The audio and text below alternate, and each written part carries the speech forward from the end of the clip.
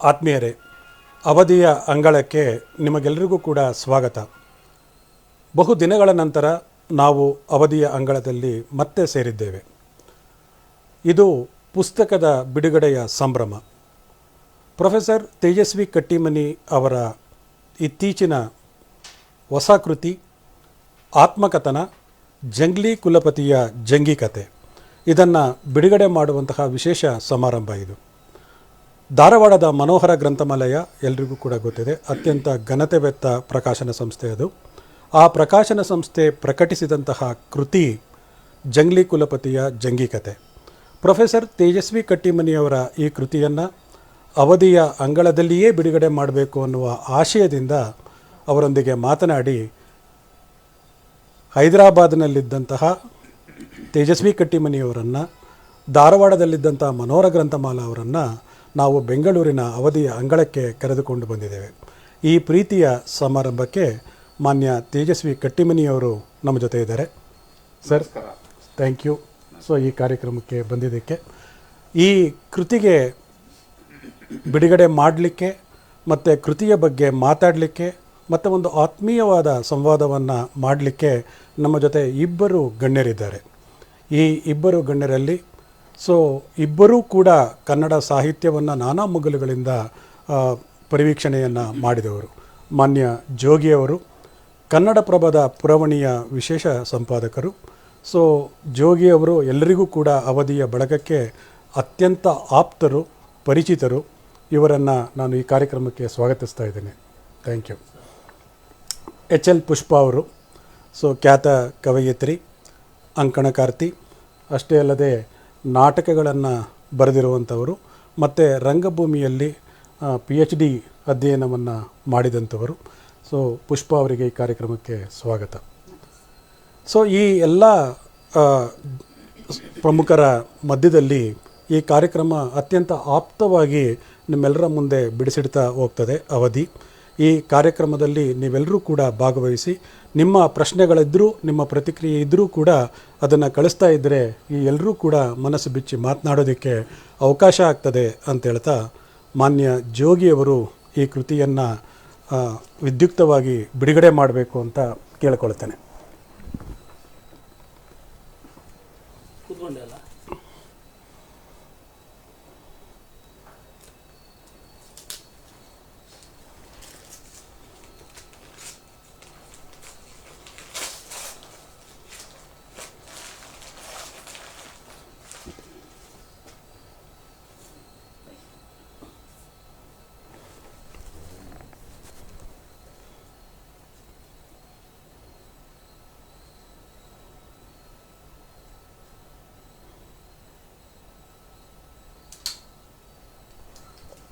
ಆತ್ಮಕಥನಗಳು ಹಲವಾರು. ಮರಾಠಿಯಲ್ಲಿ ಬಂದಂತಹ ಆತ್ಮಕಥನಗಳ ಸರಮಾಲೆ ಇದೆಯಲ್ಲ, ಅದು ಎಲ್ಲರನ್ನೂ ದಂಗುಬಡಿಸಿದೆ. ಅದೇ ರೀತಿಯಲ್ಲಿ ಕನ್ನಡದಲ್ಲೂ ಕೂಡ ಆತ್ಮಕಥನಗಳು ಸಾಲು ಸಾಲಾಗಿ ಬಂದಿದೆ. ಈ ಕೃತಿಗೆ ಮುನ್ನುಡಿ ಬರೆದಂತಹ ಖ್ಯಾತ ಪತ್ರಕರ್ತ ಸರ್ಜು ಕಾಟ್ಕರ್ ಕನ್ನಡದ ಆತ್ಮಕಥನಗಳಿಗೂ ಮರಾಠಿ ಆತ್ಮಕಥನಗಳಿಗೂ ಇರುವಂತಹ ವ್ಯತ್ಯಾಸವನ್ನು ಅವರು ಇದರಲ್ಲಿ ಮಂಡಿಸಿದ್ದಾರೆ.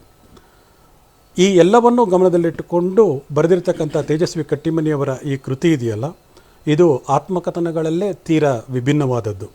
ಯಾಕೆ ಅಂತಂದರೆ ಇದು ಇವರ ಪಯಣದಲ್ಲಿ ಒಂದು ಭಾಗ ಮಾತ್ರ, ಮತ್ತು ಇದು ಒಂದು ವಿಶ್ವವಿದ್ಯಾಲಯವನ್ನು ಕಟ್ಟಿದಂತಹ ಆತ್ಮಕಥನ. ಹಾಗಾಗಿ ವಿಶ್ವವಿದ್ಯಾಲಯವನ್ನು ಕಟ್ಟಿದ್ದಕ್ಕೂ ಒಂದು ಆತ್ಮಕಥನವ?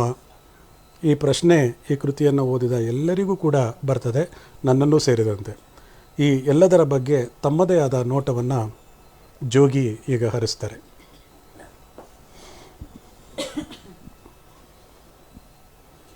ಎಲ್ರಿಗೂ ನಮಸ್ಕಾರ.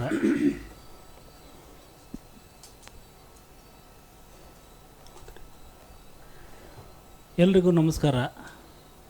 ನಾನು ಇವತ್ತು ಅವಧಿಯ ಅಂಗಳದಲ್ಲಿ ನಿಂತುಕೊಂಡು ಈ ಪುಸ್ತಕವನ್ನು ಬಿಡುಗಡೆ ಮಾಡಿದ್ದು, ಕುಂತುಕೊಂಡು ಹಾಗೂ ಈ ಪುಸ್ತಕವನ್ನು ಕಳೆದ ಕೆಲವು ದಿನಗಳಿಂದ ಓದಿದ್ದು ನನಗೆ ಮನೋಹರ ಗ್ರಂಥಮಾಲೆಯಿಂದ ಕಳಿಸ್ಕೊಟ್ಟಿದ್ದರು. ನಾನು ಕೂಡ ನಿಮ್ಮ ಹತ್ರ ಹಲವು ಸಲ ವ್ಯಕ್ತಪಡಿಸಿದ್ದೆ ಅವರನ್ನು ಭೇಟಿಯಾಗಬೇಕು ಅಂತ ಹೇಳುವ ಉದ್ದೇಶವನ್ನು. ಅದು ಇವತ್ತು ಈಡೇರಿದೆ. ಒಂದು ಭಾಳ ದೊಡ್ಡ ಸಂತೋಷ ಏನಂದರೆ ಈ ಪುಸ್ತಕವನ್ನು ನನಗೆ ಓದುವಂತೆ ಮಾಡೋದು. ಈ ಪುಸ್ತಕ ಬಿಡುಗಡೆಯ ಬಹಳ ದೊಡ್ಡ ಅನುಕೂಲ ಏನಂದರೆ ಆ ಪುಸ್ತಕವನ್ನು ಓದ್ತೀವಿ, ಒಂದು ಸಲ ಎರಡು ಸಲ ಓದ್ತೀವಲ್ಲ, ಬಹಳ ಶ್ರದ್ಧೆಯಿಂದ ವಿದ್ಯಾರ್ಥಿ ಥರ ಓದ್ತೀವಿ. ಆ ವಿದ್ಯಾರ್ಥಿ ಥರ ಓದೋದ್ರಿಂದಲೇ ನಾವು ಮೇಷ್ಟ್ರಾಗೋದು ಅಂತ ನಾನು ತಿಳಿದಿರಾಗಲ್ಲ. ಸೊ ಅಂಥ ಒಂದು ಕೆಲಸವನ್ನು ಈ ಪುಸ್ತಕಗಳು ಮಾಡಿಸ್ತಾ ಹೋಗ್ತವೆ. ಎರಡನೇದಾಗಿ ನನಗೆ ನಿಮ್ಮ ಒಟ್ಟು ಈ ಪುಸ್ತಕವನ್ನು ಓದಿದಾಗ ಒಂದು ಬಹಳ ಮುಖ್ಯವಾದ ಅಂಶ ಕಂಡು ಬಂತು. ನಮ್ಮಲ್ಲಿ ನಾನೊಂದು ಭಾಳ ಆಗಾಗ ಕೋಟ್ ಮಾಡುವ ಒಂದು ಸಾಲಿದೆ. ಯಶವಂತ ಚಿತ್ತಾಲರು ಒಂದು ಕಾದಂಬರಿಯ ಶಿಕಾರಿ ಕಾದಂಬರಿಯಲ್ಲಿ ಒಂದು ಕಡೆ ಬರೀತಾರೆ, ಮನುಷ್ಯನ ಅತ್ಯಂತ ಆಸಕ್ತಿ ಏನಂದರೆ ತನ್ನ ಫೀಲ್ಡ್ ಆಫ್ ಆ್ಯಕ್ಷನ್, ತನ್ನ ಕಾರ್ಯಕ್ಷೇತ್ರವನ್ನು ಪ್ರಕಟಪಡಿಸಿಕೊಳ್ಳುವುದು ಅಂತ. ನಾವು ಓದಿರ್ತೀವಿ, ಕಾಲೇಜಲ್ಲಿ ಹೋಗ್ತೀವಿ, ಆಮೇಲೆ ಕೆಲಸ ಮಾಡ್ತಿರ್ತೀವಿ, ಆದರೆ ನಮ್ಮ ಕಾರ್ಯಕ್ಷೇತ್ರ ಯಾವುದು ಅಂತ ನಮಗೆ ಗೊತ್ತಾಗೋದು ಎಷ್ಟೋ ವರ್ಷಗಳಾದ ನಂತರ. ಎಷ್ಟೋ ಸಲ ಆ ಕಾರ್ಯಕ್ಷೇತ್ರ ನಮಗೆ ಅರಿವಾಗೋದು ನಾವು ಒಂದು ಕೆಲಸವನ್ನು ಮಾಡಿ ಮುಗಿಸಿದ ನಂತರ ನಾನು ಇದಕ್ಕೋಸ್ಕರ ಹುಟ್ಟಿದ್ದೆ, ನಾನು ಇದನ್ನು ಮಾಡೋದಕ್ಕೋಸ್ಕರ ಇಷ್ಟು ವರ್ಷ ಇದನ್ನೆಲ್ಲ ಓದಿದೆ, ಇದನ್ನೆಲ್ಲ ಒಂದು ಸೈಕಲ್ ಹೊಡೆದೆ, ಇದನ್ನು ಕಲಿತೆ ಅಂತ ಅನಿಸುತ್ತೆ. ಹೀಗಾಗಿ ಬಹಳ ನಮ್ಗೆ ಗೊತ್ತಿಲ್ಲದಂಗೆ ಆಕಸ್ಮಿಕವಾಗಿ ನಮ್ಮ ಜೀವನದಲ್ಲಿ ನಡೆದು ಹೋಗುವಂಥ ಒಂದು ಘಟನೆ. ಇದರ ಮೊದಲ ಅಧ್ಯಾಯದಲ್ಲಿ ನೀವು ಹೇಳ್ತಿರೋದು, ನೀವು ಯಾವಾಗ ಅಮರಕಂಟಕಕ್ಕೆ ಹೋಗಿ ಅಲ್ಲಿ ಒಂದು ಹಳೆಯ ರೂಮಲ್ಲಿ ಅವನು ಹೇಳ್ತಾನೆ, ಇಲ್ಲಿ ಬೇಡ, ನಿಮ್ಮನ್ನು ಹೋಟ್ಲಿಗೆ ಇಳಿಸ್ತೀನಿ ಬೇಡ ಅಂತೇಳಿ ಅಲ್ಲಿ ಮಲಗಿದಾಗ ರಾತ್ರಿ ಬರುವಂಥ ನಿಮ್ಮ ಆಲೋಚನೆಗಳಿದ್ದಾವಲ್ಲ, ನಾನು ನಿಜವಾಗ್ಲೂ ಆದನೆ ಅಂತ. ಈ ನಿಜವಾಗ್ಲೂ ಇದರ ಒಂದು ಉಪಕುಲಪತಿ ಆದನೆ ಅಂತ ಹೇಳುವ ಒಂದು ಪ್ರಶ್ನೆಗೆ ಉತ್ತರ ಸಿಗೋದು ಯಾವಾಗ ಅಂದರೆ, ನೀವು ಅದನ್ನು ಪೂರ್ತಿಯಾಗಿ ಪರಿವರ್ತನೆ ಮಾಡಿ ನಿಮ್ಮ ಕನಸಿನ ಒಂದು ವಿಶ್ವವಿದ್ಯಾಲಯ ಮಾಡಿದಾಗ ಆಗ ನೀವು ಆದ್ರಿ. ನೀವು ಮೊದಲ ದಿನ ಆಗಲಿಲ್ಲ ಅಂತ ಅನ್ಸು. ಯಾವಾಗಲೂ ಅದರ ಮೇಲೆ ನಮಗೆ ಅಧಿಕಾರ ಬರೋದು, ಅದರಲ್ಲಿ ನಾನು ಅದಕ್ಕೆ ಅಧಿಪತಿ ಆದೆ, ಮಾಲೀಕ ಆದೆ ಅಂತ ಅನಿಸೋದು ಯಾವಾಗಾದರೆ ಪೂರ್ತಿ ಆದಾಗ. ವೆನ್ ದಿ ಅಕಂಪ್ಲಿಷ್ಮೆಂಟ್ ಅಂತ ಹೇಳ್ತೀವಲ್ಲ, ಅಕಂಪ್ಲಿಷ್ಮೆಂಟ್ ಆಗುತ್ತಲ್ಲ, ನಿಮ್ಮದು ಏನೇನು ಮಾಡಬೇಕು ಅದನ್ನೆಲ್ಲ ಮಾಡಿ ಅಲ್ಲಿ ಬರುವ ವಿರೋಧಗಳನ್ನು ಎದುರಿಸಿ. ಮೋಹನ್ ಭಾಳ ಚೆನ್ನಾಗಿ ಹೇಳಿದರು, ಒಂದು ವಿಶ್ವವಿದ್ಯಾನಿಲಯಕ್ಕೂ ಕೂಡ ಒಂದು ಆತ್ಮಕಥೆ ಇರುತ್ತಾ ಅಂತ. ಮನುಷ್ಯನ ಆತ್ಮಕಥೆಯ ಬಹಳ ಮುಖ್ಯ ಭಾಗ ನೋಡಿದ್ರೆ 2 ಭಾಗ ಇರುತ್ತೆ. ನಾವು ಪುರುಷೋತ್ತಮ ಬಿಳಿಮಲೆಯವ್ರನ್ನ ನೋಡಿದಾಗ ಅವರ ಬಾಲ್ಯ ಒಂದು ಕಡೆ, ಅವರನ್ನು ರೂಪಿಸಿದ ಬಾಲ್ಯ ಮತ್ತು ಅವರು ರೂಪಿಸಿದ ಜಗತ್ತು. ಇದರಲ್ಲೂ ಹೀಗೆ ಇದೆ. ಇದರಲ್ಲಿ ನಿಮ್ಮ ಬಾಲ್ಯ ನಮಗೆ ಗೊತ್ತಿಲ್ಲ, ಬಟ್ ನೀವು ರೂಪಿಸಿದ ಜಗತ್ತನ್ನು ನಾವು ನೋಡಿದಾಗ ನಿಮ್ಮನ್ನು ರೂಪಿಸಿದ ಬಾಲ್ಯ ಹೇಗಿದ್ದಿರ್ಬೋದು ಅಂತ ಒಂದೇ ಒಂದು ಪುಟದಲ್ಲಿ ಬರಿತೀರಿ ನೀವು. ನಾನು ಹೆಂಗೆ ಹುಟ್ಟಿದೆ, ಹೆಂಗೆ ಬದುಕಿದೆ, ಇಂಥ ಒಂದು ಆತಂಕ ನನ್ನ ಮುಂದೆ ಇತ್ತು, ಇವತ್ತು ಏನಾಗಿದ್ದೀನಿ ಇಲ್ಲಿ ಬಂದು. ಇದು ನನಗೆ ಬಹಳ ಮುಖ್ಯ ಅನ್ನಿಸ್ತು. ಅಂದರೆ ಒಂದು comparative study of a man who is determine to do something. ಬಹಳ ಅದ್ಭುತವಾಗಿ ಬಂತು ಇದರಲ್ಲಿ. ನನಗೆ ಇನ್ನೊಂದು ಮುಖ್ಯ ಅನ್ನಿಸಿದ್ದು ಏನಂದರೆ, ನಾವು ಇದನ್ನು ಬಹಳ ಸಾಹಿತ್ಯಿಕ ಪರಿಭಾಷೆಯಲ್ಲಿ ವರ್ಣಿಸಲು ಬೇಕಾಗಿಲ್ಲ ಅಂತ. ಸರ್, ಒಂದು ಯೂನಿವರ್ಸಿಟಿ ಕಟ್ಟಿದ್ದಾರೆ ಅಂತ ಹೇಳಿದ್ರೆ ಮುಗೀತದು. ಅದು ಎಲ್ಲಿ? ಅಮರಕಂಟಕದಲ್ಲಿ.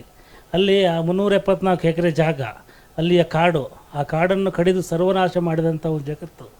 ಅಲ್ಲಿ ಯಾವುದೇ ಮನುಷ್ಯನಿಗೆ ಮೂಲಭೂತವಾಗಿ ಬೇಕಾದ ಸ್ವಚ್ಛತೆಯ ಪರಿಕಲ್ಪನೆ ಇಲ್ಲದ, ಎಲ್ಲೆಂದೆಲ್ಲಿ ಕಸವನ್ನು ಹಾಕುವಂತಹ, ನರ್ಮದೆ ಅಂತ ನದಿ ಇದ್ದರೂ ಕೂಡ ನೀರನ್ನು ತರಲಿಕ್ಕೆ ಶಕ್ತಿ ಇಲ್ಲದಂಥ, ಇಂಗುಗುಂಡಿಗಳಿಲ್ಲದಂಥ ಒಂದು ಸ್ಮಶಾನ ಸದೃಶವಾದ ಒಂದು ಜಗತ್ತನ್ನು ತೆಗೆದುಕೊಂಡು ಅದನ್ನು ನಂದನವನವನ್ನಾಗಿ ಪರಿವರ್ತಿಸಿದ ಒಂದು ಕಥೆ ಇದೆಯಲ್ಲ, ಇದು ಒಂದು ಸ್ಫೂರ್ತಿಯ ಕಥೆ ಅಂತಂದರೆ, ಯಾರಾದರೂ ನಾಳೆ ನನ್ನ ಮಗಳಿರ್ಬೋದು ಅಥವಾ ಯಾರೋ ಮಕ್ಕಳಿರ್ಬೋದು, ಅವರಿಗೆ ಹೋಗಿ ಜೀವನದಲ್ಲಿ ನೀನು ಸಾಫ್ಟ್ವೇರೋ ಇದೇನೋ ಮಾಡ್ತೀಯೋ ಅಥವಾ ಅದಲ್ಲದೆ ಒಂದು ಕೆಲಸ ಮಾಡ್ತೀಯಾ ಅಂತ ಕೇಳಿದ್ರೆ ಇದನ್ನು ಪುಸ್ತಕ ಕೊಟ್ಟರೆ ಅವರಿಗೊಂದು ಸ್ಫೂರ್ತಿ ಬರುತ್ತೆ ಅಂತ. ಅದೊಂದು ಬಹಳ ದೊಡ್ಡ ಒಂದು ಸ್ಫೂರ್ತಿಯ ಸೆಲೆಯಾಗಿ ಪುಸ್ತಕ ಇದೆ. ನನಗೆ ಓದಿದ ತಕ್ಷಣ ಅನಿಸಿದ್ದೇನೆಂದರೆ, ಇದನ್ನು ಇಂಗ್ಲೀಷ್ಗೆ ಅನುವಾದ ಮಾಡಬೇಕು ಕೂಡಲೇ ಅಂತ. ಇದು ಇಂಗ್ಲೀಷಲ್ಲಿ ಬರಬೇಕು. ಮತ್ತು ಇವತ್ತು ಇಂಗ್ಲೀಷ್ ಮೀಡಿಯಮಲ್ಲಿ ಓದುವವರಿಗೆ ಒಂದು ಪರ್ಯಾಯವಾದ ಜಗತ್ತಿದೆ. ಈ ಜಗತ್ತಲ್ಲಿ ಒಂದು ವಿಶಿಷ್ಟವಾಗಿ ತಾನು ಬದುಕಲಿಕ್ಕೆ ಸಾಧ್ಯ, ತಾನು ಕಟ್ಟಲಿಕ್ಕೆ ಸಾಧ್ಯ ಅಂತ ಹೇಳೋದು. ನಾನು ಅದನ್ನು ಎಷ್ಟು ಚೆನ್ನಾಗಿ ಇದರ ಅಧ್ಯಾಯವನ್ನು ನೀವು ಹೇಳ್ತಾ ಹೋಗಿದ್ದೀರಂದರೆ, ಆದಿವಾಸಿಗಳ ಶಕ್ತಿ, ಆದಿವಾಸಿಗಳ ಪ್ರಕೃತಿ ಪ್ರೇಮ ಭಾಳ ಚೆನ್ನಾಗಿದೆ. ನಾನು ಅದನ್ನು ಭಾಳ ಸಲ ಹೇಳ್ತಾ ಇರ್ತೀನಿ. ಇವತ್ತು ಈ ಪರಿಸರ ಹೋರಾಟದ ನಡುವೆಯೇ ಒಬ್ಬ ರೈತನಿಗೆ ಹೇಳ್ತಾ ಇರ್ತೀನಿ, ರೈತ ಅನಗತ್ಯವಾಗಿ ಒಂದು ಕಾಡನ್ನು ಕಡಿಯುವುದಿಲ್ಲ, ನಾಶ ಮಾಡೋದಿಲ್ಲ, ಅವನು ಹಸಿರನ್ನು ಕಡಿಯೋದಿಲ್ಲ. ನೀವು ಅಲ್ಲಿ ಹೇಳಿ ಹೋಗ್ತಿರಲ್ಲ, ಅವನು ಗರ್ಭಿಣಿ ಮೀನುಗಳನ್ನು ಹಿಡಿಯುತ್ತಿರಲಿಲ್ಲ. ಅವನು ಆದಿವಾಸಿ. ಅವನು ಒಂದು ಮೀನನ್ನು ಹಾವನ್ನು ಬಂದರೆ ಬುಟ್ಟಿಯಲ್ಲಿ ಅದನ್ನು ವಾಪಸ್ ನೀರಿಗೆ ಬಿಡ್ತಾ ಇದ್ದ. ಈ ಥರ ಸಣ್ಣ ಸಣ್ಣ ಸಂಗತಿಗಳಿದ್ದಾವಲ್ಲ, ಅದು ಇವತ್ತಿನ ಒಂದು ನಮ್ಮ ಜಗತ್ತಿಗೆ ಬಹಳ ಗೊತ್ತಿಲ್ಲದ ಸಂಗತಿಗಳು ಮತ್ತು ಗೊತ್ತಿರಬೇಕಾದ ಸಂಗತಿಗಳು. ಇದನ್ನು ಇಡೀ ಪುಸ್ತಕ ನಮಗೆ, ನೀವು ಯೂನಿವರ್ಸಿಟಿಯನ್ನು ಕಟ್ಟಿದ್ದು, ನಿಮ್ಮ ಸಾಧನೆಗಳು, ನಿಮ್ಮ ಹೋರಾಟಗಳು, ಅಲ್ಲಿ ಒದ್ದಾಟಗಳು, ನೀವು ನಿದ್ದೆ ಇಲ್ಲದ ಕಳೆದಂಥ ರಾತ್ರಿಗಳು, ಆಮೇಲೆ ಆ ನಿದ್ರೆ ಇಲ್ಲದಂಥ ರಾತ್ರಿಯಲ್ಲಿ ಕೂಡ ಕನಸುಗಳು ಬೀಳುತ್ತವೆ ಅಂತ ತೋರಿಸಿಕೊಟ್ಟಿದ್ದು. ಸೊ ಆ ಕನಸು ಮೊದಲೇ ಬಿದ್ದುಬಿಟ್ಟಿದೆ, ನಿಮ್ಮ ನಿದ್ದೆ ಕೆಡಿಸಿದದ್ದು. ಸೊ ಅದು ಇದೆಲ್ಲ ಸೇರಿ ನೀವು ಕಟ್ಟಿಕೊಟ್ಟಂಥ ಒಂದು ಜಗತ್ತು ನನಗೆ ಭಾಳ ಮುಖ್ಯ ಅಂತ ಅನ್ನಿಸ್ತು. ಈ ಜಗತ್ತಿನಲ್ಲಿ ನಾನೊಬ್ಬ ಪಯಣಿಗನಾಗಿ ಇವತ್ತು ಭಾಳ ಪ್ರಸಿದ್ಧವಾದ, ನಾನು ಸಿನಿಮಾ ವಿಮರ್ಶಕನಾದ್ರಿಂದಲೂ ಒಂದು ಮಾತು ಹೇಳ್ತೀನಿ, ಬಯೋಪಿಕ್ ಅಂತಿರುತ್ತೆ. ಇವತ್ತು ಭಾಳ ಪ್ರಸಿದ್ಧವಾದ ಬಯೋಪಿಕ್, ವಿಮಾನಯಾನ ಮಾಡಿದಂಥ ಆ ವಿಮಾನ ಕಟ್ಟಿದವರ ಬಯೋಪಿಕ್ಕು ಅಥವಾ ಹೀಗೆ ಬೇರೆ ಬೇರೆ ಸಾಧನೆ ಮಾಡಿದವರು. ಆ ಬಯೋಪಿಕ್ಗಳಲ್ಲಿ ಇದನ್ನು ಯಾರಾದರೂ ದೃಶ್ಯ ಮಾಧ್ಯಮಕ್ಕೆ ತಂದರೆ ಭಾಳ ಒಳ್ಳೆಯ ಬಯೋಪಿಕ್ ಆಗುತ್ತೆ. ಇದು ದೃಶ್ಯ ಮಾಧ್ಯಮದಲ್ಲಿ ಇದನ್ನು ಇಮ್ಯಾಜಿನ್ ಮಾಡೋಕ್ಕೆ ಸಾಧ್ಯ ಇಲ್ಲ. ಅಂದರೆ ನೀವು ಇದನ್ನು ಎಷ್ಟು ವರ್ಷದಲ್ಲಿ ಕಟ್ಟಿದ್ರಿ ಸರ್? 6 ವರ್ಷದ ಅವಧಿಯಲ್ಲಿ ನಾವು ನಮ್ಮ ಒಂದು ಸಣ್ಣ ಕೇರಿಯನ್ನು ಬದಲಾಯಿಸೋಕ್ಕಾಗಲ್ಲ. ನಿಮಗೆ ಗೊತ್ತಿಲ್ಲದ ಭಾಷೆ, ನಿಮಗೆ ಗೊತ್ತಿಲ್ಲದ ಜಗತ್ತು, ಅಲ್ಲಿ ಹೋಗಿ ಅದು ಏನಾಗಿತ್ತಂದರೆ ಇನ್ನೊಂದು ಆಗಿತ್ತು. ನೀವು ಆರಂಭಿಸಿದ್ದಲ್ಲ ಅದು, ನಿಮಗಿಂತ ಮೊದಲು ಒಬ್ಬರು ಇದ್ದರು, ಅದು ಆರಂಭ ಆಗಿ ಇದು ನಡೆಯುವುದಿಲ್ಲ ಅಂತ ಹೇಳುವ ಒಂದು ಸ್ಥಿತಿಗೆ ಬಂದಿತ್ತು. ಸೊ ಅದು ಆ ಸ್ಥಿತಿಯಿಂದ ಮತ್ತೆ ಅದನ್ನು ಎತ್ತೋದಿದೆಯಲ್ಲ, ಅದು ಭಾಳ ಕಷ್ಟ. ಅದು ನಾವೇ ಆರಂಭಿಸಿದರೆ ಒಂದಷ್ಟು ಆದರ್ಶಗಳನ್ನ ಇಟ್ಟುಕೊಂಡು ಬಿಡ್ಬೋದು. ಆದರೆ ಅದನ್ನು ಒಂದು ಸಲ ಬಿದ್ದು ಹೋದದನ್ನು ಮತ್ತೆ ಮೇಲೆತ್ತುವಂಥ ಪ್ರಯತ್ನವನ್ನು ಮಾಡಿದರೆ, ಹೀಗಾಗಿ ನಾನು ಇದನ್ನು ಒಂದು ಸಾಹಿತ್ಯ ಕೃತಿ ಅಂತ ನೋಡುವುದಕ್ಕಿಂತ ಹೆಚ್ಚಾಗಿ ಒಂದು ಜೀವನದ ಒಂದು ಮಹಾನ್ ಸಾಧನೆಯ ಕೃತಿ ಅಂತ ನೋಡಲಿಕ್ಕೆ ಇಷ್ಟಪಡ್ತೀನಿ. ಯಾಕಂದರೆ ಇದು ಎಲ್ರಿಗೂ ಒಂದು ಸ್ಫೂರ್ತಿಯ ಸೆಲೆ. ನಾವು ಇವತ್ತು ಎಲ್ಲಿ ಕಳೆದು ಹೋಗ್ತಾ ಇದ್ದೀವೋ, ಎಲ್ಲಿ ಕರಗಿ ಹೋಗ್ತಾ ಇದ್ದೀವೋ, ಅದರ ಆಚೆಗೆ ಇನ್ನೊಂದು ನಾವು ನೋಡಬೇಕಾದ ಮತ್ತು ಮಾಡಬೇಕಾದ ಜಗತ್ತಿದೆ ಅಂತ, ಕಟ್ಟಬೇಕಾದ ಜಗತ್ತಿದೆ ಅಂತ. ಅದನ್ನು ಕೂಡ ಶಿಕ್ಷಣ ಕ್ಷೇತ್ರದಲ್ಲಿ ಯಾರಿಗೆ ಶಿಕ್ಷಣ ಅಂತ ಹೇಳೋದು, ನಾವು ಇವತ್ತು ಶಿಕ್ಷಣವನ್ನು ತಂದೆ ತಾಯಿಗಳು ಶಿಕ್ಷಿತರಾಗಿದ್ದರೆ ಸುಶಿಕ್ಷಿತರಾಗಿದ್ದರೆ ಕೂಡ ಮಕ್ಕಳಿಗೆ ಶಿಕ್ಷಣ ಕೊಡಿಸೋದಕ್ಕೆ ಕಷ್ಟ ಆಗ್ತಾಯಿದೆ. ಅಂಥದ್ರಲ್ಲಿ ಶಿಕ್ಷಣವೇ ಇಲ್ಲದಂಥ ಒಂದು ಜನಾಂಗಕ್ಕೆ ಇದನ್ನು ಹೇಳಿಕೊಟ್ಟಿದ್ದು. ಹಾಗಾಗಿ ಇದು ಒಂದು ಜಂಗ್ಲಿ ಕುಲಪತಿಯ ಜಂಗೀಕತೆ. ಅಂದರೆ ಜಂಗೀಕತೆ ಅಂದರೆ ಈ ಜಂಗಿ ಅಂತ ಹೇಳೋ ಪದವನ್ನು ಕುಸ್ತಿಯಲ್ಲಿ ಬಳಸ್ತಾರೆ ಅನ್ಸುತ್ತೆ. ದಿಸ್ ಕಾಂಬ್ಯಾಟಿಂಗ್ ವಿತ್ ಎ ವರ್ಲ್ಡ್, ಜಟಾಪಟಿ ಒಂದು ಇದು. ಸೊ ಈ ಜಟಾಪಟಿಯ ಕತೆ ಇದು. ನೀವು ಇದನ್ನು ಎಲ್ಲೂ ಕೂಡ ಒಂದೇ ಒಂದು ಸಣ್ಣ ವಿಚಾರದಲ್ಲಿ ಕೂಡ ಇದನ್ನು ನೀವು ಉತ್ಪ್ರೇಕ್ಷೆ ಮಾಡಿಲ್ಲ ಅಂತ ನನಗೆ ಅನ್ನಿಸ್ತು ಭಾಳ ಮುಖ್ಯವಾಗಿ.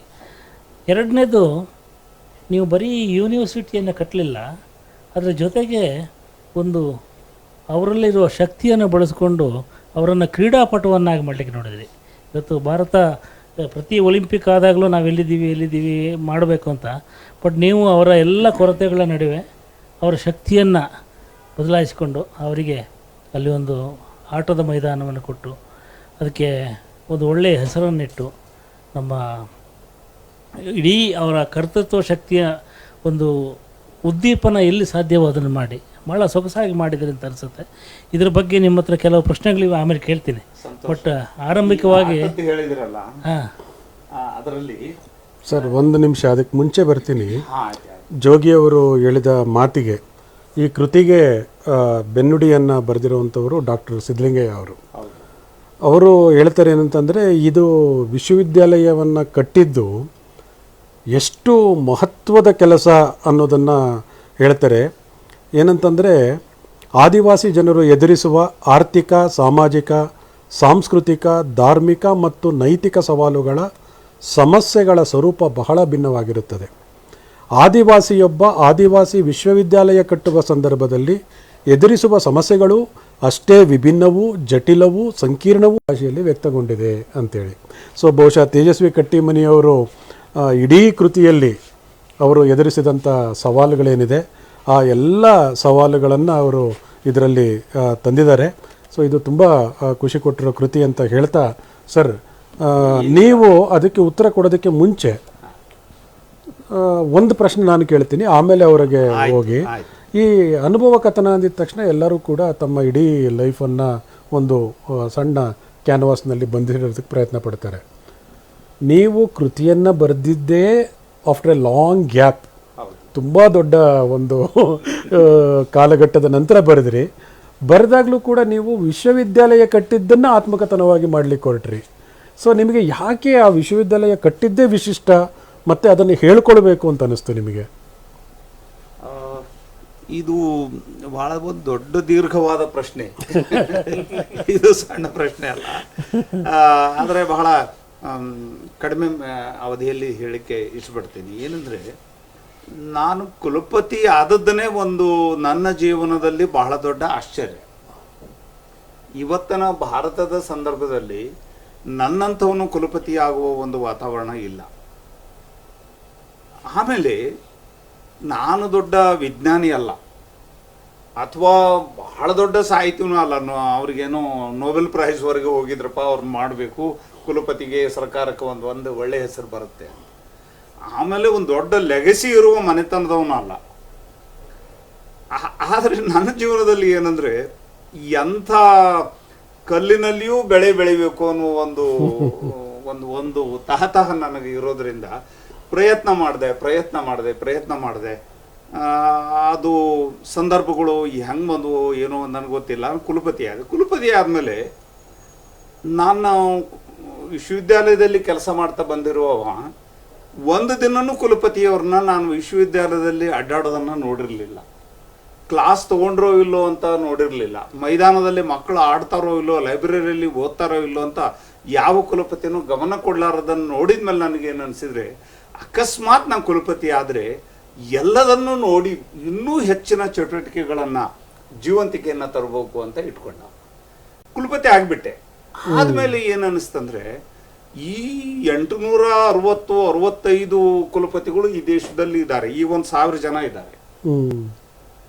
ಅವರಲ್ಲಿ ಭಿನ್ನವಾಗಿರಬೇಕು, ಭಿನ್ನವಾದ ವಿಶ್ವವಿದ್ಯಾಲಯವನ್ನು ಕಟ್ಟಬೇಕು ಅನ್ನುವ ನನಗೊಂದು ತಹತಃ ಇತ್ತು, ಈಗಲೂ ಇದೆ.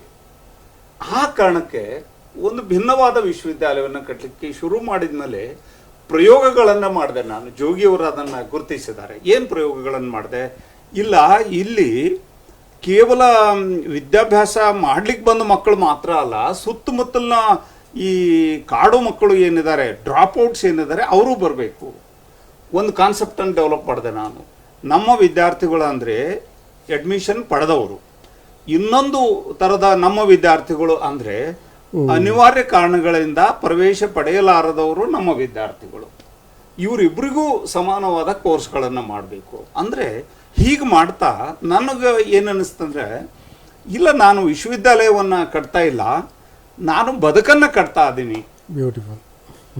ಆಮೇಲೆ ಈ ನನ್ನ ಜೀವನದ ಒಂದು ಕೊನೆ ಸಾಧನೆ ಇದು ಜಕಣಾಚಾರಿ ಕನಸಿದ್ದಂಗೆ. ನಾನು ಅತ್ಯುತ್ತಮವಾಗಿ ಯಾಕೆ ಕಟ್ಬೇಕಂದ್ರೆ, ನಾಳೆ ಬರುವ ಕುಲಪತಿಗಳು ಆ ಅಮರಕಂಟಕ ವಿಶ್ವವಿದ್ಯಾಲಯ ಕಟ್ಟಿದ ಹಾಗೆ ನಾನು ಕಟ್ಟಬೇಕು ಅನ್ನೋ ಒಂದು ಕನಸನ್ನು ಕಾಣಬೇಕು. ಆಮೇಲೆ ಅಲ್ಲಿ ಎಲ್ಲೋ ಒಂದು ಕಡೆ ಬರ್ದೀನಿ ನಾನು, ನಾಳೆ ಬರುವ ಜನ ಒಬ್ಬ ಕನ್ನಡದವ ಇದ್ನಪ್ಪ, ಏನೋ ಒಂದು ಮಾಡ್ಯಾನ ಅಂತ ಬೈಬಾರ್ದು. ಆಮೇಲೆ ಒಬ್ಬನು ಅವನು ಆದಿವಾಸಿ ಇದ್ದ, ಒಬ್ಬನು ಅವನು ಏನೇನೋ ಮಾಡಿಬಿಟ್ಟ ಅನ್ಬಾರ್ದು. ಹೆಮ್ಮೆಯಿಂದ ಹೇಳ್ಬೇಕು ಅವರು, ಅಯ್ಯೋ ಒಬ್ಬ ಅದ್ಭುತವಾದ ಕನ್ನಡಿಗ ಇದ್ದ, ಒಬ್ಬ ಆದಿವಾಸಿ ಇದ್ದ, ಇಷ್ಟು ಅದ್ಭುತವಾದ ವಿಶ್ವವಿದ್ಯಾಲಯವನ್ನು ಕಟ್ಟಿದ ಅಂತ ಹೇಳಿ ನಮ್ಮ ಭವಿಷ್ಯದ ಮಕ್ಕಳು ನಮ್ಮ ಇತಿಹಾಸ ನೆನಪಿಡಬೇಕು ಅನ್ನೋ ಒಂದು ಆದರ್ಶ. ಅದು ನನ್ನನ್ನು ಅಲ್ಲಿ ಮಲಿಗೊಡ್ಲಿಲ್ಲ, ನಿದ್ದೆ ಮಾಡಿಕೊಡ್ಲಿಲ್ಲ. ಆಮೇಲೆ ಅವರು ಎಷ್ಟೆಲ್ಲ ವಿರೋಧ ಮಾಡಿದರು ಜನರು, ನಾನು ಅದನ್ನು ಒಂದು ಕಂಪಾರ್ಟ್ಮೆಂಟ್ ಮಾಡಿದೆ. ವಿರೋಧ ಮಾಡೋರ ಜೊತೆ ಹೋರಾಟ ಮಾಡೋದು ಒಂದು, ಆದರೆ ಇಡೀ 24 ತಾಸು ಅವ್ರ ಜೊತೆ ಹೋರಾಟ ಮಾಡೋದಲ್ಲ. ಉಳಿದ ಸಮಯವನ್ನು ಅವ್ರ ಜೊತೆ ದಿನಕ್ಕೆ 1 ತಾಸೋ 2 ತಾಸೋ ನಾನು ಹೊಡೆದಾಟ ಮಾಡೋದು. ಉಳಿದ ಸಮಯವನ್ನು ಕಟ್ಟುವ ಕೆಲಸಕ್ಕೆ ನಾನು ಕಳೆಯಬೇಕು. ಹೀಗಾಗಿ ನನಗೆ ಒಂದು ಕ್ವಾಲಿಟಿ ಟೈಮನ್ನು, ನನ್ನ ಬದುಕಿನ ಅತ್ಯಂತ ಕ್ರಿಯಾಶೀಲ ಸಮಯವನ್ನು ವಿಶ್ವವಿದ್ಯಾಲಯವನ್ನು ಕಟ್ಟಲಿಕ್ಕೆ, ಅದರ ಕ್ವಾಲಿಟಿಯನ್ನು ಸುಧಾರಿಸಲಿಕ್ಕೆ, ಮೇಲೆ ಎತ್ತಲಿಕ್ಕೆ ಸಾಧ್ಯ ಆಗುತ್ತೆ. ಹೀಗಾಗಿನೇ 155 ಪ್ರೊಫೆಸರ್ಸ್ ನಾನು ಅಪಾಯಿಂಟ್ಮೆಂಟ್ ಮಾಡ್ಲಿಕ್ಕೆ ಸಾಧ್ಯ ಆದರೆ ಅವರು 25 ರಾಜ್ಯದ ಪ್ರೊಫೆಸರ್ಸ್ ಈ ಕಾರಣ. ಓಕೆ. ಇಲ್ಲ, ಇದು ಆತ್ಮಕಥನ ಓದುವಾಗ ಜೋಗಿ ಆಗಲೇ ಮೆನ್ಷನ್ ಮಾಡಿದಾಗೆ ತುಂಬ ಕನಸುಗಳನ್ನು ಸಾಕಾರಗೊಳಿಸಿದ್ದೀರಿ. ಸೊ ಪ್ರಶ್ನೆಗಳನ್ನು ಜೋಗಿ ಆಮೇಲೆ ನಿಮ್ಗೆ ಕೇಳ್ತಾ ಹೋಗ್ತಾರೆ, ಆಗ ಮತ್ತೆ ಈ ಸಂವಾದಕ್ಕೆ ಬರೋಣ ಅಂತ ಹೇಳ್ತಾ, ಈಗ ಆ್ಯಕ್ಚುಲಿ ತೇಜಸ್ವಿ ಕಟ್ಟಿಮನಿಯವರನ್ನು ಕುಲಪತಿಯಾಗಿ, 2 ವಿಶ್ವವಿದ್ಯಾಲಯದ ಕುಲಪತಿಯಾಗಿ ಎಲ್ಲರೂ ಕೂಡ ಕಾಣ್ತಾ ಇದ್ದರೆ, ನಾವು ಒಬ್ಬ ಕನ್ನಡದ ಅತ್ಯುತ್ತಮ ಸಾಹಿತಿಯಾಗಿ ಅವರನ್ನು ಓದಿಕೊಂಡು ಬೆಳೆದವರು. ಸಂಕ್ರಮಣದಲ್ಲಿ ಕವಿತೆಗಳನ್ನು ಬರಿತಾ ಇದ್ದವರು, ವಿಮರ್ಶಾ ಲೇಖನಗಳನ್ನು ಬರಿತಾ ಇದ್ದವರು. ಹಾಗೆ ಅವರನ್ನು ತುಂಬ ಪ್ರೀತಿಯಿಂದ ನಾವು ಓದಿದ್ದೇವೆ.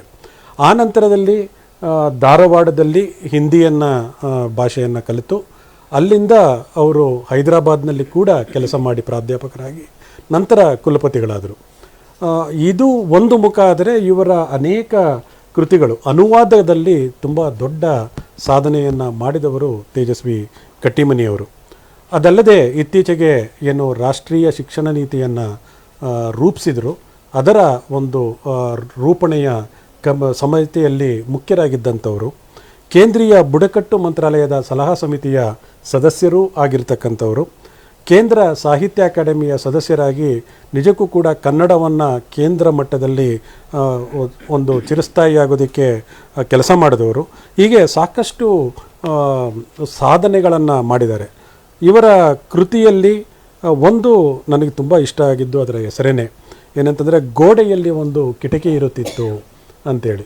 ಸೊ ತುಂಬ ಇಷ್ಟ ಆಯಿತು ಸರ್ ಆ ಕೃತಿ ಅಂತ ಹೇಳ್ತಾ ಪುಷ್ಪ ಈಗ ಮಾತಾಡ್ತಾರೆ. ಪುಷ್ಪ ಮಾತಾಡಿದ ಮೇಲೆ ನಾವೆಲ್ಲರೂ ಕೂಡ ಅವ್ರ ಜೊತೆ ಸಂವಾದವನ್ನು ಮಾಡೋಣ. ಮೊದಲನೇದಾಗಿ ತೇಜಸ್ವಿ ಕಟ್ಟಿಮನಿಯವರಿಗೆ ಅಭಿನಂದನೆಗಳನ್ನು ಹೇಳಲಿಕ್ಕೆ ಇಷ್ಟಪಡ್ತೀನಿ. ಇದೊಂದು ವಿಶಿಷ್ಟವಾದಂತಹ ಕಾರ್ಯಕ್ರಮ. ಮೊದಲನೇದಾಗಿ ನಾವೆಲ್ಲ ವೇದಿಕೆಗಳಲ್ಲಿ ನಿಂತು ಪುಸ್ತಕ ಬಿಡುಗಡೆ ಮಾಡುವಂಥದ್ದು ಅದೊಂದು ಪರಿಪಾಠ ನಮ್ಮಲ್ಲಿ ಮೊದಲಿಂದ ಇದೆ. ಇಲ್ಲಿ ಆರಾಮಾಗಿ ಕೂತು, ಅದು ಕುಲಪತಿಯವ್ರ ಜೊತೆಯಲ್ಲಿ ಕೂತು ಬಿಡುಗಡೆ ಮಾಡುವಂಥ ಒಂದು ವಿಶೇಷ ಸಂದರ್ಭ ಇದು. ನಾನು ಈ ಕೃತಿಯನ್ನು ಓದೆ. ಇದು ಹಲವು ಕಾರಣಕ್ಕೆ ಬಹಳ ಭಿನ್ನವಾದಂತಹ ಒಂದು ಆತ್ಮಕಥನ ಇದು.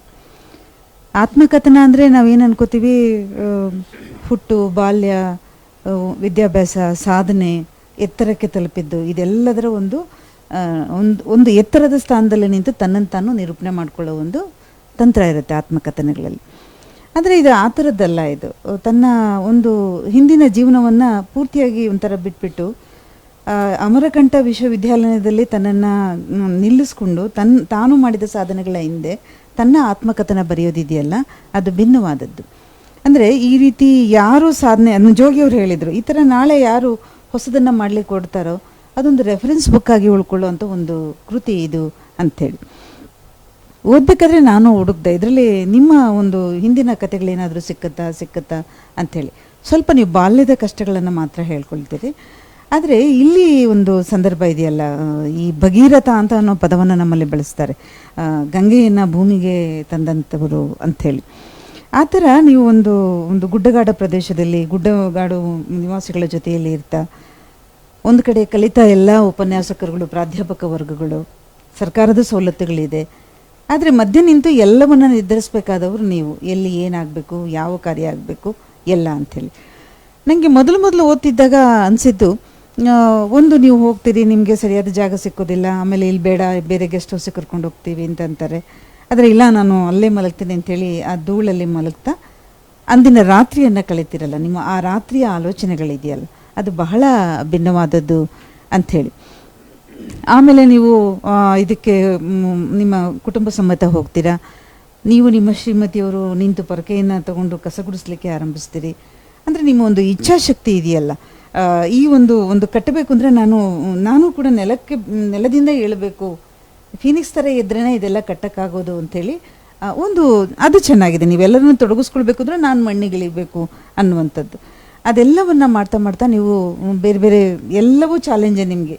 ಒಂದು ನೀರಿಂದ ಆಗ್ಬೋದು, ಒಂದು ಬೇರೆ ಬೇರೆ ಕಟ್ಟೋದಾಗ್ಬೋದು, ಪ್ರತಿಯೊಂದು ಆಗ ತಾನೇ ಹೊಸದಾಗಿ ಮನೆ ಕಟ್ಟಿ ಸಂಸಾರ ಮಾಡಿದ ಹಾಗೆ ನೀವು ಹೆಚ್ಚು ಕಮ್ಮಿ ನೀವು ಯೂನಿವರ್ಸಿಟಿಯನ್ನು ನೀವು ಕಟ್ಟಿದ್ದೀರಿ.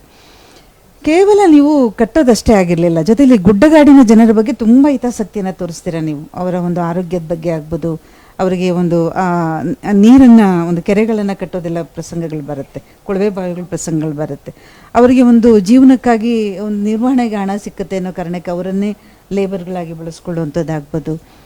ಅಂದರೆ ಅಲ್ಲಿರೋ ಸೋರ್ಸನ್ನೇ ತಗೊಂಡು ನೀವು ಅಲ್ಲಿ ಅವರಿಗೆ ಹೇಗೆ ಹಂಚ್ಬೋದು ಅನ್ನೋ ರೀತಿಯಲ್ಲೂ ಕೂಡ ಕೆಲಸ ಮಾಡಿದ್ದೀರಿ. ಇದೆಲ್ಲವನ್ನು ನನಗೆ ನೋಡ್ತಿದ್ದಾಗ ಅನಿಸಿದ್ದು, ನನಗೆ ಕಟ್ಟಿಯವರಿಗೆ ಒಂದು ತೇಜಸ್ವಿ ಕಟ್ಟಿಮನಿಯವರಿಗೆ ಒಂದು ಬಹಳ ದೂರದೃಷ್ಟಿ ಇದೆ ಅಂಥೇಳಿ. ಯಾಕೆಂದರೆ ಸಾಧಾರಣರಾದವರಾದರೆ ಬಹಳ ಬೇಗ ಸೋಲನ್ನು ಒಪ್ಕೊಂಡು ಭಾಳಷ್ಟು ಜನ ನಿಮ್ಗೆ ಹೇಳ್ತಾರೆ, ಇಲ್ಲಿ ಕಷ್ಟ ಆಗುತ್ತೆ ನೀವು ಹೋಗ್ಬಿಡಿ ಅನ್ನೋ ಥರ. ಆದರೆ ಅದನ್ನೇ ಚಾಲೆಂಜಿಗಾಗಿ ತೊಗೊಂಡು ಕಟ್ಟಿದ್ದೀರಲ್ಲ, ಅದು ಬಹಳ ಒಂದು ಸಂತೋಷದ ಸಂಗತಿ. ಹಾಗಾಗಿ ಇದು ನೀವು ನಿಮ್ಮ ಆತ್ಮಕಥೆಯನ್ನು ಹೇಳ್ಕೊಳ್ಬೇಕು ಅಂತ ಇಲ್ಲಿ ಖಂಡಿತ ಹೊರಟಿಲ್ಲ. ನಾಳಿನ ಜನಾಂಗ ಒಂದು ಕಟ್ಟೋ ಕೆಲಸದಲ್ಲಿ ತೊಡಗಿದರೆ ಕಟ್ಟುವ ಶ್ರಮಗಳೇನಿರುತ್ತೆ, ಚಾಲೆಂಜ್ಗಳೇನಿರುತ್ತೆ, ಅಪಮಾನಗಳೇನಿರುತ್ತೆ. ಅಂದರೆ ನೀವು ಒಂದು ಕೆಳವರ್ಗಕ್ಕೆ ಸೇರಿದವರು, ಕೆಳವರ್ಗದವರದೇ ಆದಂತಹ ಒಂದು ಆದಿವಾಸಿಗಳ ಬುಡಕಟ್ಟುಗಳ ಒಂದು ಯೂನಿವರ್ಸಿಟಿಯನ್ನು ಕಟ್ಟುವಂಥ ಸಂದರ್ಭದಲ್ಲಿ ಏನೇನು ಸಮಸ್ಯೆಗಳು ಬರುತ್ತೆ ಅನ್ನೋದನ್ನು ಬಹಳ ಚೆನ್ನಾಗಿ ತಗೊಳ್ತೀರಿ. ಇದು ಕೇವಲ ಕಟ್ಟುವ ಕೆಲಸದ ಇತಿಹಾಸ ಅಲ್ಲ, ಕಟ್ಟುವ ಕೆಲಸದ ಮಧ್ಯೆ ಒಂದು ರೀತಿ ಅಡೆತಡೆಯನ್ನು ಒಡ್ಡುತ್ತಾರಲ್ಲ, ಅಡೆತಡೆಯನ್ನು ನಿವಾರಿಸಿಯೂ ಹೇಗೆ ಮುಂದುವರಿಬೇಕು ಅನ್ನೋ ಒಂದು ಚಾಲೆಂಜನ್ನು ಕೂಡ ಕಟ್ಟಿಕೊಡುವಂಥ ಒಂದು ಆತ್ಮಕತೆ. ಈ ಬಹಳ ನನಗೆ ಸಂತೋಷ ಆಯಿತು. ಇದು ಮಾಮೂಲಿ ಆತ್ಮಕತೆ ಅಲ್ಲ. ನಾನು ಆ ಥರ ನಾವು ಓದೋಕ್ಕೆ ಆರಂಭ ಮಾಡಿದಾಗ ಇದು ಆ ಥರ ಓದುವಂಥದ್ದಲ್ಲ, ಇದನ್ನು ಬೇರೆ ರೀತಿಯಲ್ಲೇ ನಾವು ನೋಡಬೇಕಾಗತ್ತೆ ಅನ್ನೋದನ್ನು ನೀವು ಇದು ಮಾಡಿದ್ರಿ.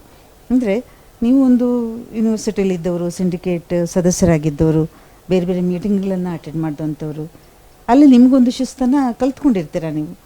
ಆದರೆ ನಿಮ್ಮದೇ ಒಂದು ಯೂನಿವರ್ಸಿಟಿಯ ವಿ ಸಿ ಆದಾಗ ನಿಮಗೆ ಬಹಳ ಆಶ್ಚರ್ಯ, ನೀವು ಅದನ್ನು ಫೇಸ್ ಮಾಡೋವಂಥದ್ದು.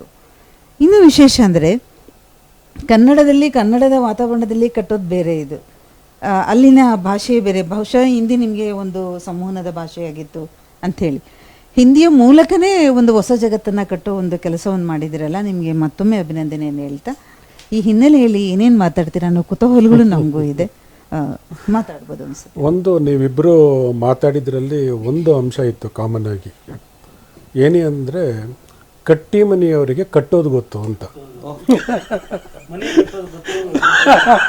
ಅಲ್ಲ, ಮನಿ ಕಟ್ಟೋದು ಗೊತ್ತು, ಮನಿ ಕಟ್ಟೋದು ಗೊತ್ತು ಅಂತ. ಸೊ ಏನೇ ಆಗಲಿ, ಮತ್ತು ಇಲ್ಲೂ ಕೂಡ ಬಹುಶಃ ಅದನ್ನು ಗಮನಿಸಿಲ್ಲ, ಆದರೆ ಸರ್ಜು ಕಾಟ್ಕರ್ ಪಾಸಿಂಗ್ ಆಗಿ ಬರೀತಾರೆ ಏನಂತಂದರೆ, ಕಟ್ಟಿ ಮನೆಯವರಿಗೆ ಕಟ್ಟಿ ಗೊತ್ತೇ ಹೊರತು ಕೆಡವಿ ಗೊತ್ತಿಲ್ಲ ಅಂತೇಳಿ. ಆದರೆ ಕಟ್ಟಿ ಮನೆಯವರು ಹೆಸರಿನಲ್ಲೇ ಕಟ್ಟೋದನ್ನು ಇಟ್ಕೊಂಡಿರೋದ್ರಿಂದಾಗಿ ಬಹುಶಃ ಅವರು ಇಡೀ ಒಂದು ಆ ವಿಶ್ವವಿದ್ಯಾಲಯವನ್ನಲ್ಲ, ಇಡೀ ಶಿಕ್ಷಣದ ಒಂದು ಲೋಕವನ್ನು ಅವರು ಕಟ್ಟಿಕೊಡ್ತಾ ಇರೋದನ್ನು ಕೂಡ ನೋಡಿದ್ದೇವೆ. ಸರ್, ಈಗ ನಿಮ್ಮ ಮಾತುಗಳು. ಹೇಳಿ. ಯಾಕೆ ಬರೆದ್ರಿ, ಏನಾಯಿತು ಇದು ಬರೆದ ಮೇಲೆ, ಮತ್ತು ನಿಮ್ಮ ಒಂದು ಈ ಪಯಣ ಇತ್ತಲ್ಲ, ಆ ಪಯಣದಲ್ಲಿ ನಿಮಗೆ ಸಿಕ್ಕ ತೃಪ್ತಿ ಏನು? ಇದು ಒಂದು ಅದ್ಭುತವಾದ ತೃಪ್ತಿ ಅಂತ ಅನ್ಬೋದು. ನಾ ಆಗಲೇ ಹೇಳಿದೆ ನಾನು, ಏನಂದರೆ ಇದು ನನ್ನ ಜೀವನದ ಕೊನೆಯ ಕಟ್ಟುವಿಕೆ ಅನ್ನುವ ಒಂದು ಛಲದಿಂದ ವಿಶ್ವವಿದ್ಯಾಲಯವನ್ನು ಕಟ್ಟುವ ಕೆಲಸವನ್ನು ನಾವು ಮಾಡಿದೆ. ಇದಕ್ಕೆ ಮುಖ್ಯ ಕಾರಣ ಜುಗಿಯವರೇ, ನನಗನ್ನಿಸ್ತಿತ್ತು ನಾನು ಇದರಲ್ಲಿ ಫೇಲ್ ಆದರೆ ನಾಳೆ ಈ ಆದಿವಾಸಿಗಳಿಗೆ ಯಾರು ಕಟ್ತಾರೆ? ಯಾರೂ ಕಟ್ಲಿಕ್ಕೆ ಸಾಧ್ಯ ಇಲ್ಲ. ಅಂದರೆ ನನಗೆ ಮೊದಲಿಂದನೂ ನಾನು ತಿಳ್ಕೊಂಡಿದ್ದೀನಿ, ಅದು ನನ್ನ ವಿಶ್ವಾಸ ಕೂಡ. ಏನಂದರೆ ಏನಾದರೂ ಒಳ್ಳೇದು ಮಾಡಬೇಕು, ಒಂದು ದೊಡ್ಡದು ಘನವಾದದ್ದನ್ನು ಮಾಡಬೇಕು. ಅದು ನನ್ನಿಂದ ಮಾತ್ರ ಸಾಧ್ಯ. ಯು ಕ್ಯಾನ್ ಡೂ ಇಟ್ ಅಂತ ಏನು ಹೇಳ್ತಾರಲ್ಲ, I can only do it ಅಂತ. ಆಮೇಲೆ ಸುಮ್ಮನೆ ಒಬ್ಬ ಸಾದಾ ಕುಲಪತಿಯಾಗಿ ನಾನು ನಿವೃತ್ತನಾಗಿರ್ಬೋದಾಗಿತ್ತು. ಅಲ್ಲಿಯ ಜನರ ಗುಂಪು, ನಾನು ಅವರು ತುಂಬ ಫ್ರೆಂಡ್ಲಿ ಆಗಿದ್ರು ಮೊದಲು. ಯಾವಾಗ ಕಟ್ಟುವ ಕೆಲಸವನ್ನು, ಕ್ವಾಲಿಟಿ ಕೆಲಸವನ್ನು ನಾನು ದೊಡ್ಡ ಪ್ರಮಾಣದಲ್ಲಿ ಆರಂಭ ಮಾಡಿದ್ನೋ ಅವ್ರು ಗಾಬರಿ ಆಗಿಬಿಟ್ಟು, ಅವ್ರಿಗೆ ದೊಡ್ಡ ಪ್ರಮಾಣದಲ್ಲಿ ಹೊಟ್ಟೆಗೆ ಶುರುವಾಯಿತು. ಹಿಂದಿನ ಕುಲಪತಿ ಅವರ ಸಂಬಂಧಿಕ ಆಗಿದ್ದ, ಇವ್ರನ್ನ ಹೀಗೆ ಬಿಟ್ಟರೆ ಕಟ್ಟಿಮನೆಯವ್ರನ್ನ, ನಾಳೆ ನಮ್ಮ ಸಂಬಂಧಿ ಇದ್ರಲ್ಲ ಅವ್ರಿಗೆ ಕೆಟ್ಟ ಹೆಸರು ಬಂದ್ಬಿಡುತ್ತೆ. ಆ ಕಾರಣಕ್ಕೆ ಅವರು ದೊಡ್ಡ ಎಲ್ಲ ರೀತಿಯ ವಿರೋಧವನ್ನು ಶುರು ಮಾಡಿದರು. ಅವರ ವಿರೋಧದ ಕಾರಣಕ್ಕೆ ಅಷ್ಟು ದೊಡ್ಡ ಪ್ರಮಾಣದಲ್ಲಿ ಅಷ್ಟು ದೊಡ್ಡ ವಿಶ್ವವಿದ್ಯಾಲಯವನ್ನು ಕಟ್ಟಲಿಕ್ಕೆ ಸಾಧ್ಯ ಆಯಿತು. ಈಗ ಕೊನೆಗೆ ನೀವು ಯಾರಾದರೂ ಕೇಳಿದರೆ ನೀವು ಯಾರಿಗೆ ಋಣಿಯಾಗಿರಬೇಕು ಅಂದರೆ, ನನ್ನನ್ನು ತುಳಿಲಿಕ್ಕೆ, ವಿರೋಧ ಮಾಡಲಿಕ್ಕೆ, ತೊಂದರೆ ಕೊಡಲಿಕ್ಕೆ ಏನು ಪ್ರಯತ್ನ ಮಾಡಿದ್ರಲ್ಲ ಅವರಿಗೆ ನಾನು ಚಿರಋಣಿ. ಇದು ಒಟ್ಟು ಒಂದು ತಿರುಳು. ಆಮೇಲೆ ನಾವು ಭಾವಿಸ್ತೀವಲ್ಲ, ನಮ್ಮ ಗುರು ಪರಂಪರೆ ಹಿಂಗಿತ್ತು, ಋಷಿ ಪರಂಪರೆ ಹಿಂಗಿತ್ತು, ಶಿಕ್ಷಕರು ಹಿಂಗಿದ್ರು ಅಂಥೇಳಿ, ಆ ಮಾತುಗಳನ್ನು ಇವತ್ತಿನ ಶಿಕ್ಷಕರ ಕ್ವಾಲಿಟಿಯ ಸಂದರ್ಭದಲ್ಲಿ ನಾವು ಪುನರ್ ಪರಿಶೀಲಿಸಬೇಕು. ಹಾಗೆ ಇದ್ದರೆ, ನಮ್ಮ ಗುರು ಪರಂಪರೆ ಹಾಗಿದ್ರೆ, ನಮ್ಮ ಗುರುಗಳು ಹಾಗಿದ್ರೆ, ದೊಡ್ಡ ಪ್ರಮಾಣದಲ್ಲಿ ಎಲ್ಲರೂ ಹಾಗಿದ್ರೆ, ನಮ್ಮ ವಿಶ್ವವಿದ್ಯಾಲಯಗಳು ಯಾಕೆ ಹೀಗಾಗಿದ್ದಾವೆ? ಯಾಕೆ ನಮ್ಮ ವಿಶ್ವವಿದ್ಯಾಲಯಗಳು ತಮ್ಮ ವಿದ್ಯಾರ್ಥಿಗಳನ್ನು ಅನ್ನ ಗಳಿಸುವ ಒಂದು ವಿದ್ಯೆಯನ್ನು ಅವ್ರಿಗೆ ಕೊಡಲಿಕ್ಕೆ ನಮಗೆ ಸಾಧ್ಯ ಯಾಕೆ ಆಗ್ತಾ ಇಲ್ಲ? ಜ್ಞಾನವನ್ನು ಕೊಡುವ ಒಂದು ಕಲೆಯನ್ನು ನಮ್ಮ ಮಕ್ಕಳಿಗೆ ನಾವು ಕೊಡಬೇಕು. ಅದು ಶಿಕ್ಷಕರಿಂದ ಮಾತ್ರ. ನ್ಯಾಷನಲ್ ಎಜುಕೇಷನ್ ಪಾಲಿಸಿ ಇದ ಮಾತನ್ನು ಹೇಳುತ್ತೆ. ಶಿಕ್ಷಕರು ಮಾತ್ರ ಈ ದೇಶದ ಭವಿಷ್ಯವನ್ನು ಬದಲಾವಣೆ ಮಾಡಬಲ್ಲರು.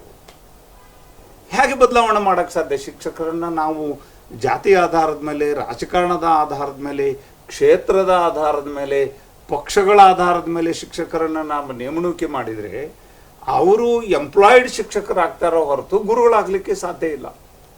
ಹೀಗಾಗಿ ನಾನು ಕೆಲವು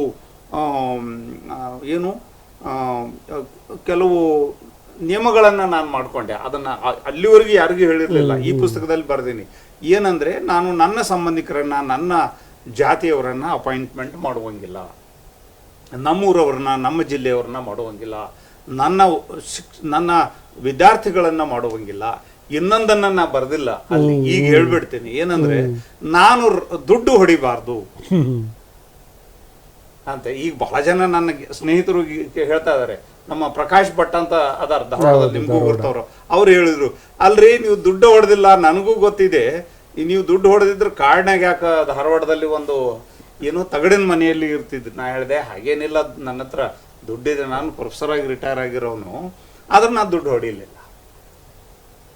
ಇಲ್ಲ, ಅವ್ರು ಹೇಳಿದ್ರು, ಮುಂದಿನ ಆವೃತ್ತಿಯಲ್ಲಿ ಈ ಮಾತನ್ನ ನೀವು ಹೇಳಬೇಕು ಅಂತ ಹೇಳಿ. ಆಯ್ತು, ಹೇಳೋಣ, ಯಾರು ಬೇಡ ಅಂತ. ಈ ಕೆಲವು ಛಲಗಳ ಕಾರಣದಿಂದ ಅಂಥ ಉತ್ತಮ ವಿಶ್ವವಿದ್ಯಾಲಯವನ್ನು ಕಟ್ಟಲಿಕ್ಕೆ ನನಗೆ ಸಾಧ್ಯ ಆಯಿತು. ಮತ್ತು ತಮಗೆಲ್ಲರಿಗೂ ಗೊತ್ತು, ಛಲ ಇಲ್ಲದವರು ಯಾರೂ ಏನೂ ಮಾಡಲಿಕ್ಕೆ ಸಾಧ್ಯ ಇಲ್ಲ. ಪುಷ್ಪ ಅವರು ಕವಿಯತ್ರಿಯಾಗಿ ಬೆಳೆದದ್ದು ಆ ಛಲದ ಮೂಲಕ. ಆ ಕಾರಣದಿಂದ ನನಗೆ ಅನೇಕ ಛಲಗಳು. ಒಂದು, ನಾನು ಬುಡಕಟ್ಟು ಸಮಾಜಕ್ಕೆ ಸೇರಿದವನು. ಆಮೇಲೆ ನಾನು ಕನ್ನಡಿಗ. ನಾನು ಎಲ್ಲ ಕಡೆ ಹೆಮ್ಮೆಯಿಂದ ಹೇಳ್ತೀನಿ, ಏನೆಂದ್ರೆ 1ನೇ ಎತ್ತೆಯಿಂದ BA ಮುಗಿಸುವವರೆಗೂ ನಾನು ಕನ್ನಡ ಮೀಡಿಯಂನಲ್ಲಿ ಕಲಿತೆ. ಆ ಕನ್ನಡ ಮೀಡಿಯಂ ನನಗೆ 2 ಸಲ ಈ ದೇಶದಲ್ಲಿ ಕುಲಪತಿಯನ್ನಾಗಿ ಮಾಡಿತು. ರಾಷ್ಟ್ರಪತಿಗಳ ಜೊತೆ 2 ಸಲ ಬೇರೆ ದೇಶದ ವಿಶ್ವವಿದ್ಯಾಲಯಗಳಲ್ಲಿ ಹೋಗುವ ಅವಕಾಶವನ್ನು ಕೊಡ್ತು. ಬೇರೆ ವಿಶ್ವವಿದ್ಯಾಲಯದಲ್ಲಿ ಹೋಗಿ ಭಾಷಣ ಮಾಡುವ ಒಂದು ಅವಕಾಶವನ್ನು ಕೊಡ್ತು. ಅದು ಮಾತೃಭಾಷೆ. ಅದಕ್ಕೆ ನಮ್ಮೆಲ್ಲರೂ ನಂಬ್ತೀವಿ ನಾವು. ಏನಂದರೆ, ನಾವು ಮುಖ್ಯವಾಗಿ ಕನಸು ಕಾಣೋದು, ನಾವು ಬದುಕೋದು, ಏನಾದರೂ ಕ್ರಿಯೇಟಿವಿಟಿಯನ್ನು ಮಾಡಲಿಕ್ಕೆ ನಮಗೆ ಸಾಧ್ಯ ಆಗೋದು ಮಾತೃಭಾಷೆಯಲ್ಲಿ ನಾವು ವಿದ್ಯಾಭ್ಯಾಸ ಮಾಡಿದರೆ, ಅಥವಾ ಮಾತೃಭಾಷೆಯಲ್ಲಿ ಯೋಚನೆ ಮಾಡಿದರೆ, ಕಾರ್ಯಗತ ಮಾಡಿದರೆ. ಸರ್, ಈಗ ನೀವು ಶಿಕ್ಷಣದಲ್ಲಿ ದೊಡ್ಡ ಹೆಸರಾಗಿ ಹೊಂಬಿಟ್ರಿ, ಆದರೆ ಸಾಹಿತ್ಯನ ನೀವು ಮಿಸ್ ಮಾಡ್ಕೊಂಡ್ರ? ಅಲ್ಲ, ನಾನು ಶಿಕ್ಷಣದಲ್ಲಿನೂ ದೊಡ್ಡ ಮನುಷ್ಯ ಆಗ್ಬಿಟ್ಟಿದ್ರಿ ಅಂದ್ರೆ ನನಗೆ ಮುಜುಗರ ಆಗುತ್ತೆ. ನಾ ಏನು ದೊಡ್ಡ ಮನುಷ್ಯ ಅಲ್ಲ. ಇದು ಹೇಳಿದ್ನಲ್ಲ, ಇದಕ್ಕೊಂದು ಘಟನೆ ಹೇಳ್ತೀನಿ. ನಾವು ಕೇಂದ್ರೀಯ ವಿಶ್ವವಿದ್ಯಾಲಯದ ಜೋಗಿಯವರೇ ಕುಲಪತಿಗಳಿಗೆ ರಾಷ್ಟ್ರಪತಿಯವರ ಸಂಪರ್ಕ ಹೆಚ್ಚಿಗೆ, ರಾಷ್ಟ್ರಪತಿ ಭವನದ ಸಂಪರ್ಕ ಹೆಚ್ಚಿಗೆ. ನಮ್ಮ ಪ್ರಣಬ್ ಮುಖರ್ಜಿ ಅವರು ರಾಷ್ಟ್ರಪತಿ ಆಗಿದ್ದಾಗ ನಮ್ಮನ್ನೆಲ್ಲ ವರ್ಷದಲ್ಲಿ 3 ಸಲ ರಾಷ್ಟ್ರಪತಿ ಭವನಕ್ಕೆ ಕರೀತಿದ್ರು. ಬೆಳಗ್ಗೆಯಿಂದ ಸಂಜೆವರೆಗೂ ಅಲ್ಲಿ ಮಾತಾಡೋದು. ನಾನು ಅದು ಯಾವ್ಯಾವುದೋ ಕಾರಣಕ್ಕೆ ನೇರವಾಗಿ ಅವ್ರ ಟೇಬಲ್ ಎದುರಿಗೆ ನನ್ನ ಕುರ್ಚಿ ಬರ್ತೀನಿ. Okay okay. ಆ ಒಂದು ಓವೆಲ್ ಟೇಬಲ್ ಅದು ಕರೆಕ್ಟ್ ಎಕ್ಸಾಕ್ಟ್ಲಿ ಅವ್ರ ಎದುರಿಗೆ ನಂದು ಬರ್ತಿತ್ತು. ಎಲ್ಲರೂ ಇಂಗ್ಲೀಷ್ನಲ್ಲಿ ತುಂಬ ಚೆನ್ನಾಗಿ ವೈಸ್ ಚಾನ್ಸಲರ್ಸ್ ಮಾತಾಡೋರು. ನಾನು ಇಂಗ್ಲೀಷ್ ಕಲ್ತಿದ್ದೀನಿ. ನಾನು ಫಸ್ಟ್ ಭಾಷಣವನ್ನು ಸ್ವಲ್ಪ ಹೊತ್ತು ಇಂಗ್ಲೀಷ್ನಲ್ಲಿ ಮಾತಾಡಿ, with your permission his excellency I would like to talk in Hindi ಅಂತ ಹೇಳಿ ಹಿಂದಿಯಲ್ಲಿ ಮಾತಾಡಲಿಕ್ಕೆ ಶುರುವಾದೆ. ಎಲ್ಲರಿಗೂ ತುಂಬ ಮುಜುಗರ ಅದು. ಶಿಕ್ಷಣ ಮಂತ್ರಿಗಳು ಕೂತಿದ್ದಾರೆ. ಮಾತಾಡ್ತಾ ಮಾತಾಡ್ತಾ ಈ ದೇಶದಲ್ಲಿ ಬುಡಕಟ್ಟು ಜನರು ಯಾಕೆ ಶಿಕ್ಷಣ ಪಡೆದಿಲ್ಲ 10 ಕೋಟಿ ಜನ ಅನ್ನೋ ವಿವರಗಳನ್ನು ಹೇಳಿದ ಮೇಲೆ ಅವರು ನನ್ನ ಎದುರಿಗೆ, ಅದು ಎಲ್ಲರ ಎದುರಿಗೇನೆ ಅವರು ತಮ್ಮ ಸೆಕ್ರೆಟರಿಗೆ ಹೇಳಿದರು. ಅದು ಎಲ್ಲರಿಗೂ ಕೇಳಿಸ್ತು. Please note down all these things ಅಂತ ನೋಡಿ. ಆ ಹಿಂದಿಯಲ್ಲಿ ಮಾತಾಡಿದ್ದು ಬುಡಕಟ್ಟು ಜನರ ಕಷ್ಟದ ಬಗ್ಗೆ, ಅವ್ರಿಗೆ ಹೇಗೆ ಶಿಕ್ಷಣ ಕೊಡಬೇಕು ಅನ್ನೋದ್ರ ಬಗ್ಗೆ ಮಾತಾಡಿದ್ದು. ಅವರು 8 ಸಲ ಅವರು ಪರದೇಶಕ್ಕೆ ಹೋದರೂ ಪ್ಲೀಸ್ ಇನ್ಕ್ಲೂಡ್ ದಟ್ ಅಮರಕಂಟಕ್ VC ಅಂತ ಹೇಳ್ತಿದ್ರು. ಅಂದರೆ ನೆಲದ ಬಗ್ಗೆ, ಬಡವರ ಬಗ್ಗೆ, ಈ ಮಾರ್ಜಿನಲೈಸ್ಡ್ ಕಮ್ಯುನಿಟಿ ಬಗ್ಗೆ ಯಾರಾದರೂ ದೊಡ್ಡ ಸ್ಥಾನದಲ್ಲಿ ಇರೋರು ಗಮನ ಕೊಟ್ಟರೆ ಅದನ್ನು ಗುರುತಿಸುವ ಜಗತ್ತು ನಮ್ಮ ದೇಶ. ನಾವು ಏನು ಮಾಡಿಬಿಡ್ತೀವಿ ಅಂದರೆ, ಬಹಳ ಸಲ ನಾ ಕುಲಪತಿ ಆಗಿಬಿಟ್ಟೆ, ನಮ್ಮ ತಳವಾರ ಎಂಕಪ್ಪನ ಮಗ, ಬಡತನದಿಂದ ಬೆಳೆದವ, ಕಳ್ಳತನ ಮಾಡಿದೆ, ಏನೇನೋ ಮಾಡಿದೆ, ಆದ್ರೂ ಕುಲಪತಿ ಆಗಿಬಿಟ್ಟೆ. ಈಗ ಅದನ್ನು ಹೇಳ್ಕೊಳ್ಳುವ ಅವಶ್ಯಕತೆ ನನಗಿಲ್ಲ ಅಂಥೇಳಿ ಭಾಳ ಜನ ನಾವು ತಿಳ್ಕೊಳ್ತೇವೆ. ಆಮೇಲೆ ನಾನು ಕುಲಪತಿ ಆಗಿಬಿಟ್ಟೆ. ಈ ಬುಡಕಟ್ಟು ಜನರು ಕಲೀಲಿಕ್ಕೆ ರೆಡಿ ಇಲ್ಲ. ಯಾವಾಗಲೂ ಕುಡುಕರು ಇವರು. ಬೆಳಗ್ಗೆ ಎದ್ದ ಕೂಡಲೇ ಅವರು ನೀರು ಕುಡಿಯೋದಲ್ಲ, ಅವರು ಸರಾಯಿ ಕುಡಿತಾರೆ ಅಲ್ಲಿ. ಹಾಗಿದ್ದವ್ರನ್ನ ನಾನ್ಯಾಕೆ ಸುಧಾರಿಸ್ಬೇಕು? ನಾನು ಈ ಯಾರ್ಯಾರು, ನೀವು ಪತ್ರಿಕೆಯವರು ಇದ್ದೀರಿ, ನೀವು TV ಅವರು ಇದ್ದೀರಿ, ಮಂತ್ರಿ ಇದ್ದೀರಿ, ಅವ್ರ ಮಕ್ಕಳಿಗೋ ನಿಮ್ಮ ಮಕ್ಕಳಿಗೋ ಕೆಲಸ ಕೊಟ್ಟು ನೀವು ಹೇಳುವ ಪ್ರಾಜೆಕ್ಟ್ಗಳನ್ನು ಮಾಡಿ, ನನಗೂ ಕೆಲವು ಪ್ರಶಸ್ತಿಗಳು, ನನಗೂ ಕೆಲವು ಚೇರ್ಗಳನ್ನು ನಾನು ನಿರ್ಮಾಣ ಮಾಡಿಕೊಂಡು ಸುಖವಾಗಿ ಇರಬೇಕು ಅನ್ನೋ ಕಲ್ಪನೆ ನಮ್ಮ ಸಮಾಜದಲ್ಲಿ. ಔಟ್ ಆಫ್ ಬಾಕ್ಸ್ ನಾವೇನಾದರೂ ಮಾಡಬೇಕು ಅಂದರೆ, ನಾನು ಕುಲಪತಿ ಆಗಿರೋದು ಬುಡಕಟ್ಟು ವಿಶ್ವವಿದ್ಯಾಲಯಕ್ಕೆ. ನಾನು ಇವತ್ತಿಗೂ ನಂಬ್ಕೊಂಡಿದ್ದೀನಿ. ನಾನು 2 ಸಲ ಯಾಕೆ ಕುಲಪತಿ ಆದ್ನೆ ಅಂದರೆ, ಭಾಳ ಬುದ್ಧಿವಂತ ಇವನು, ಭಾಳ ದೊಡ್ಡ ಐಡಿಯಾಲಜಿಸ್ಟು, ಭಾಳ ದೊಡ್ಡ ವಿದ್ವಾಂಸ ಅಲ್ಲ. ಇವನೊಬ್ಬ ಬುಡಕಟ್ಟು ಜನರಲ್ಲಿ ಇವನು ಒಳ್ಳೆ ಕೆಲಸ ಮಾಡೋನು ಅನ್ನೋ ಕಾರಣಕ್ಕೆ ನಾನು ಮಾಡಿದ್ದಾರೆ ಅಂತ ನಂಬ್ಕೊಂಡಿದ್ದೀನಿ. So I have to prove ಏನಂದ್ರೆ, ಹೌದು ನಾನು ಬುಡಕಟ್ಟು ಜನರಿಗಾಗಿ ಕೆಲಸ ಮಾಡಬೇಕು. ಇವತ್ತು ಬೆಳಿಗ್ಗೆ ಬೆಂಗಳೂರು ವಿಮಾನ ನಿಲ್ದಾಣದಿಂದ ಬರ್ಬೇಕಾದ್ರೆ IBM ಅಂತ ಒಂದು ಕಂಪನಿ ಇದೆ, ನಿಮ್ಗೆ ಗೊತ್ತು.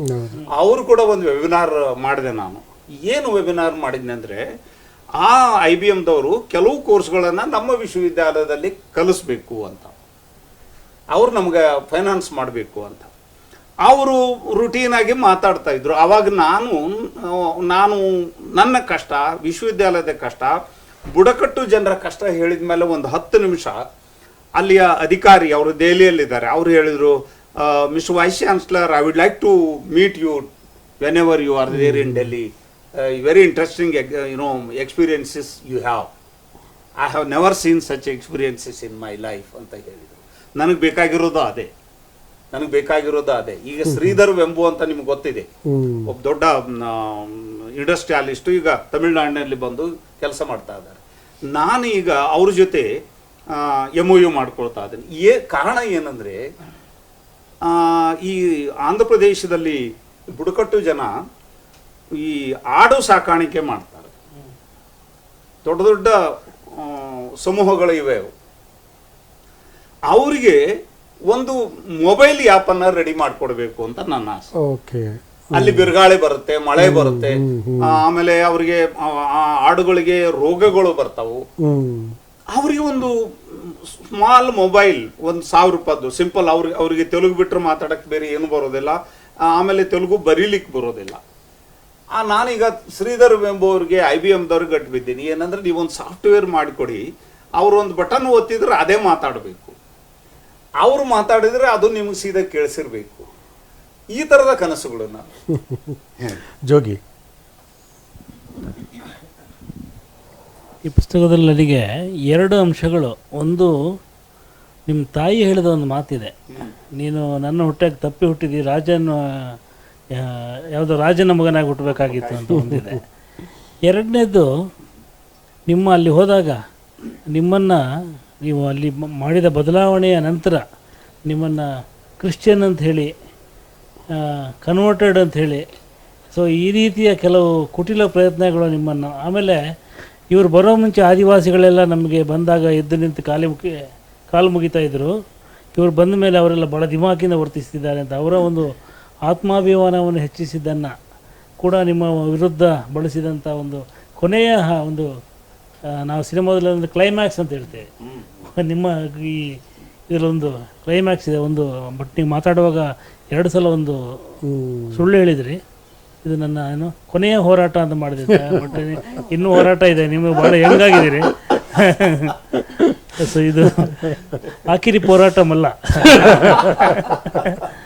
ಸೊ ಬಟ್ ನನಗೆ ಒಂದು ಕಡೆ ಬರಿತೀರಿ ನೀವು, ಒಂದು ಸಾಲಲ್ಲಿ, ಬಹುಶಃ ನೀವು ಅಲ್ಲಿ ಬೇಡ ಅಂತ ಅನಿಸಿತ್ತು, ಅಲ್ಲಿ ಲಂಬು ಅಂತ ಬರ್ತಾರೆ ಒಬ್ಬರು, ನಿಮಗೆಲ್ಲ ಭಾಳ ಕಾಟ ಕೊಟ್ಟವರು.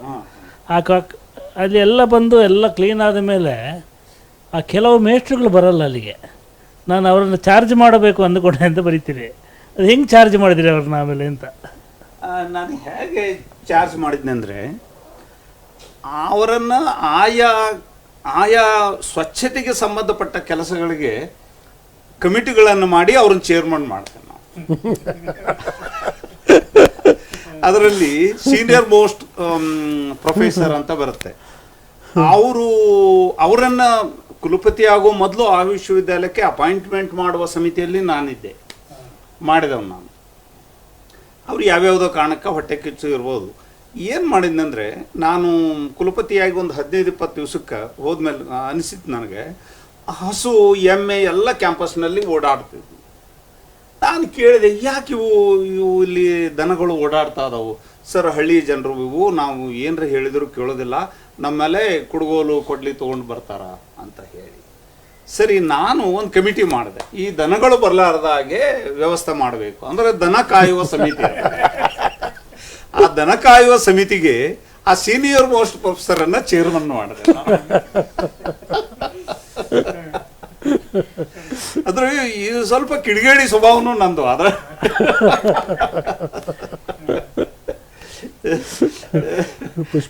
ಆಮೇಲೆ ಅವರು ಸಕ್ಸಸ್ಫುಲಿ ಅದನ್ನು ನಿಲ್ಲಿಸಿದ್ರು.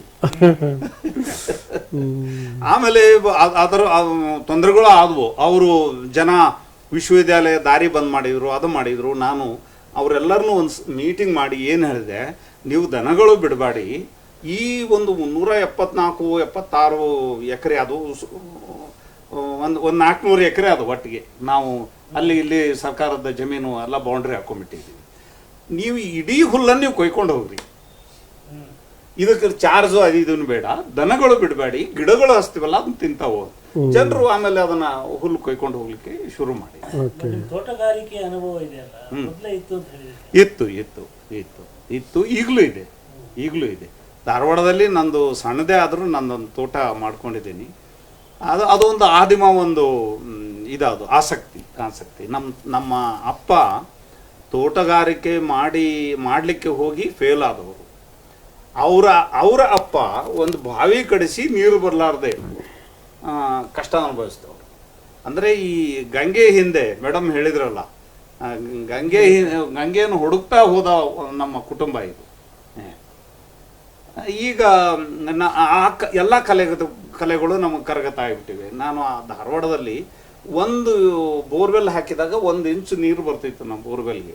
ಎಲ್ಲರೂ ಹೇಳಿದ್ರು ಇನ್ನೊಂದು ಹಾಕ್ಸೋಣ ಅಂತ. ನಾ ಹೇಳಿದೆ ಹಾಕ್ಸ್ಬೇಡಿ, ಇದರಲ್ಲೇ ನಾವು ನೀರು ತೆಗಿತೀವಿ. ಈಗ ಅದು 2.5 ಇಂಚ್ ನೀರು ಬರುತ್ತೆ. ಹಂಗಂದ್ರೆ ಅದನ್ನು ಬೋರ್ವೆಲ್ ರೀಚಾರ್ಜ್ ಪಾಯಿಂಟ್ ಮಾಡಿದೆ. ಹೋದ ವರ್ಷ ಈ ವರ್ಷ ತುಂಬ ಮಳೆ ಚೆನ್ನಾಗಿ ಬಂತು, ಹೆಚ್ಚಿಗೆ ಬಂತು, ಈಗ ನೀರು ಬರ್ತಾ ಇತ್ತು. ಹೀಗೆ ಸಮಸ್ಯೆಗಳನ್ನು ಅಬ್ಸರ್ವ್ ಮಾಡೋದು, ಆ ಸಮಸ್ಯೆಗಳಿಗೆ ನಾವು ಪ್ರತೀಕಾರ ಮಾಡುವ ಬದಲು ಅದಕ್ಕೆ ಬೇಕಾದ ಉತ್ತರ ಏನು, ಅದನ್ನು ಆ ಸಮಸ್ಯೆಯನ್ನು ಒಂದು ಅಪರ್ಚುನಿಟಿ ಅಂಥೇಳಿ ಹೇಗೆ ನಾವು ಟರ್ನ್ ಮಾಡ್ಬೋದು ಅನ್ನುವ ಕಲೆ. ಹಾಗೆ ನೋಡಿದರೆ ನಿಮಗೆಲ್ಲರಿಗೂ ನಮಗೆಲ್ಲರಿಗೂ ಬರ್ತದೆ. ನಾವು ಪುಸ್ತಕಗಳನ್ನು ಓದ್ತಾ ಹೋದ ಹಾಗೆ ನಾವು ಈಗ ನೆಲ್ಸನ್ ಮಂಡೇಲಾ ಅಂಥವರು ಗಾಂಧಿ ಥರ ಹೇಗೆ ಆದರು? ಗಾಂಧಿ ಥರ ಆಗಲಿಕ್ಕೆ ಅವ್ರಿಗೆ ಅವಕಾಶಗಳೇ ಇರಲಿಲ್ಲ. ಆದರೆ ಅವ್ರು ನೆಲ್ಸನ್ ಅವ್ರು ಆದರು. 27 ವರ್ಷ ರಾಬಿನ್ಹುಡ್ ಜೈಲಿನಲ್ಲಿ ಇದ್ದವರು. ಅವರು ಲಾಂಗ್ ವೇ ಟು ಫ್ರೀಡಮ್ ಅಂತ ಹೇಳಿ ತಮ್ಮ ಆತ್ಮಕಥೆಯಲ್ಲಿ ಅವರು ಬರೀತಾರೆ. LG ಹಾವನೂರವರು ಅವರು ನೆಲ್ಸನ್ ಮಂಡೇಲಾ ಅವ್ರನ್ನ ಭೇಟಿಯಾಗಿ ಮಾತುಕತೆ ಮಾಡ್ತಾರೆ. ನಾನು ಹಾವನೂರವ್ರಿಗೆ ರಿಕ್ವೆಸ್ಟ್ ಮಾಡಿದೆ, ಈ ಅನುಭವಗಳನ್ನು ನೀವು ಬರೀರಿ ಅಂತ ಹೇಳಿ. ಅವರು ಬರಿಬೇಕಂತನೂ ಪ್ರಯತ್ನ ಮಾಡಿದರು. ಅಲ್ಲಿ ನೆಲ್ಸನ್ ಮಂಡೇಲಾ ಹೇಳ್ತಾರೆ, ನಾನು ಕೂಡ ಈ ನನ್ನ ಆಫ್ರಿಕಾವನ್ನ ಸ್ವತಂತ್ರ ಮಾಡದೇ ಹೋದ್ರೆ ಇನ್ಯಾರು ಮಾಡ್ತಾರೆ. ಅಂದ್ರೆ ನೆಲ್ಸನ್ ಮಂಡೇಲಾ ಅವ್ರಿಗೆ ವಿಶ್ವಾಸ ಏನಿತ್ತಂದ್ರೆ, ನಾನಾದರೂ ಈ ಸ್ವಾತಂತ್ರ್ಯವನ್ನ ನನ್ನ ಜನರಿಗಾಗಿ ಗಳಿಸ್ಬೇಕು, ನಾನೇ ಮಾತ್ರ ಗಳಿಸ್ಲಿಕ್ಕೆ ಸಾಧ್ಯ ಅನ್ನುವ ವಿಶ್ವಾಸ ಇತ್ತು. ಇವು ಎಲ್ಲವೂ ನನ್ನ ಛಲವನ್ನು ರೂಪಿಸಿದ ಅಂಶಗಳು. ಪುಷ್ಪ, ನೀವು ಇದನ್ನು ಕಟ್ಟುವಂಥ ಸಂದರ್ಭದಲ್ಲಿ ಭಾಷೆ, ಒಂದು ಯೂನಿವರ್ಸಿಟಿ ಅಂದರೆ ನಮಗೆ ಗೊತ್ತಿರೋ ಹಾಗೆ ಅದರಲ್ಲಿ ಎಲ್ಲ ಬೇರೆ ಬೇರೆ ಭಾಷಾ ಶಿಸ್ತುಗಳಿರುತ್ತೆ, ಬೇರೆ ಬೇರೆ ವಿಜ್ಞಾನ ಇರ್ಬೋದು, ತತ್ವಜ್ಞಾನ ಇರ್ಬೋದು, ಸಂಸ್ಕೃತಿ, ಕಲೆ ಎಲ್ಲವೂ ಇರುತ್ತೆ. ನೀವು ಹೆಚ್ಚು ಗಮನ ಕೊಟ್ಟಿರೋದು ಈ ಅದಿರೋದೇ, ಅದ್ರ ವ್ಯಾಪ್ತಿ ಇರೋದೇ ಹಾಗೇನೆ ಬುಡಕಟ್ಟು ಜನಾಂಗಕ್ಕೆ, ಆದಿವಾಸಿಗಳ ಇದಕ್ಕೆ ಅವರ ಅಧ್ಯಯನ ಮತ್ತು ಅವರ ಜೀವನ ವಿಸ್ತಾರಕ್ಕಾಗಿ ಇರುವಂಥದ್ದು. ಆಮೇಲೆ ಅಲ್ಲಿ ಪಲಾಶ್ ಅನ್ನುವಂತಹ ಒಂದು ತಂಡ, ಥಿಯೇಟರ್ನ ಕೂಡ ಒಂದು ನೀವು ಕಟ್ಟಿದ್ದೀರಿ. ಇದು ಹೇಗೆ ಹುಟ್ಟಿತು ಮತ್ತು ಜನ ಅಲ್ಲಿ ಹೇಗೆ ಸ್ಪಂದಿಸಿದ್ರು? ಯಾಕೆಂದರೆ ಅಲ್ಲಿನ ಆ ಮೂಲ ನಿವಾಸಿಗಳ ಬದುಕಿನ ಕಥೆಗಳನ್ನು, ಸಂಸ್ಕೃತಿಯನ್ನೇ ನೀವು ಅಲ್ಲಿ ಬಳಸ್ಕೋತೀರಿ, ಹಾಡು, ನರ್ತನ, ಇದನ್ನೆಲ್ಲವನ್ನು. ಅಲ್ಲಿ ಈಗ ಥಿಯೇಟರ್ ಅನ್ನೋದು ಹೇಗಿದೆ ಕಾನ್ಸೆಪ್ಟ್ ಅವ್ರಿಗೆ? ಅಂದರೆ ಅಷ್ಟಕ್ಕೆ ಸೀಮಿತಗೊಳಿಸ್ಕೊಂಡಿದ್ದೀರೋ ಅಥವಾ ಹೊರ ಜಗತ್ತಿಂದ ಏನಾದರೂ ಅಲ್ಲಿ ವೆಲ್ಕಮ್ ಮಾಡಿದ್ದೀರೋ?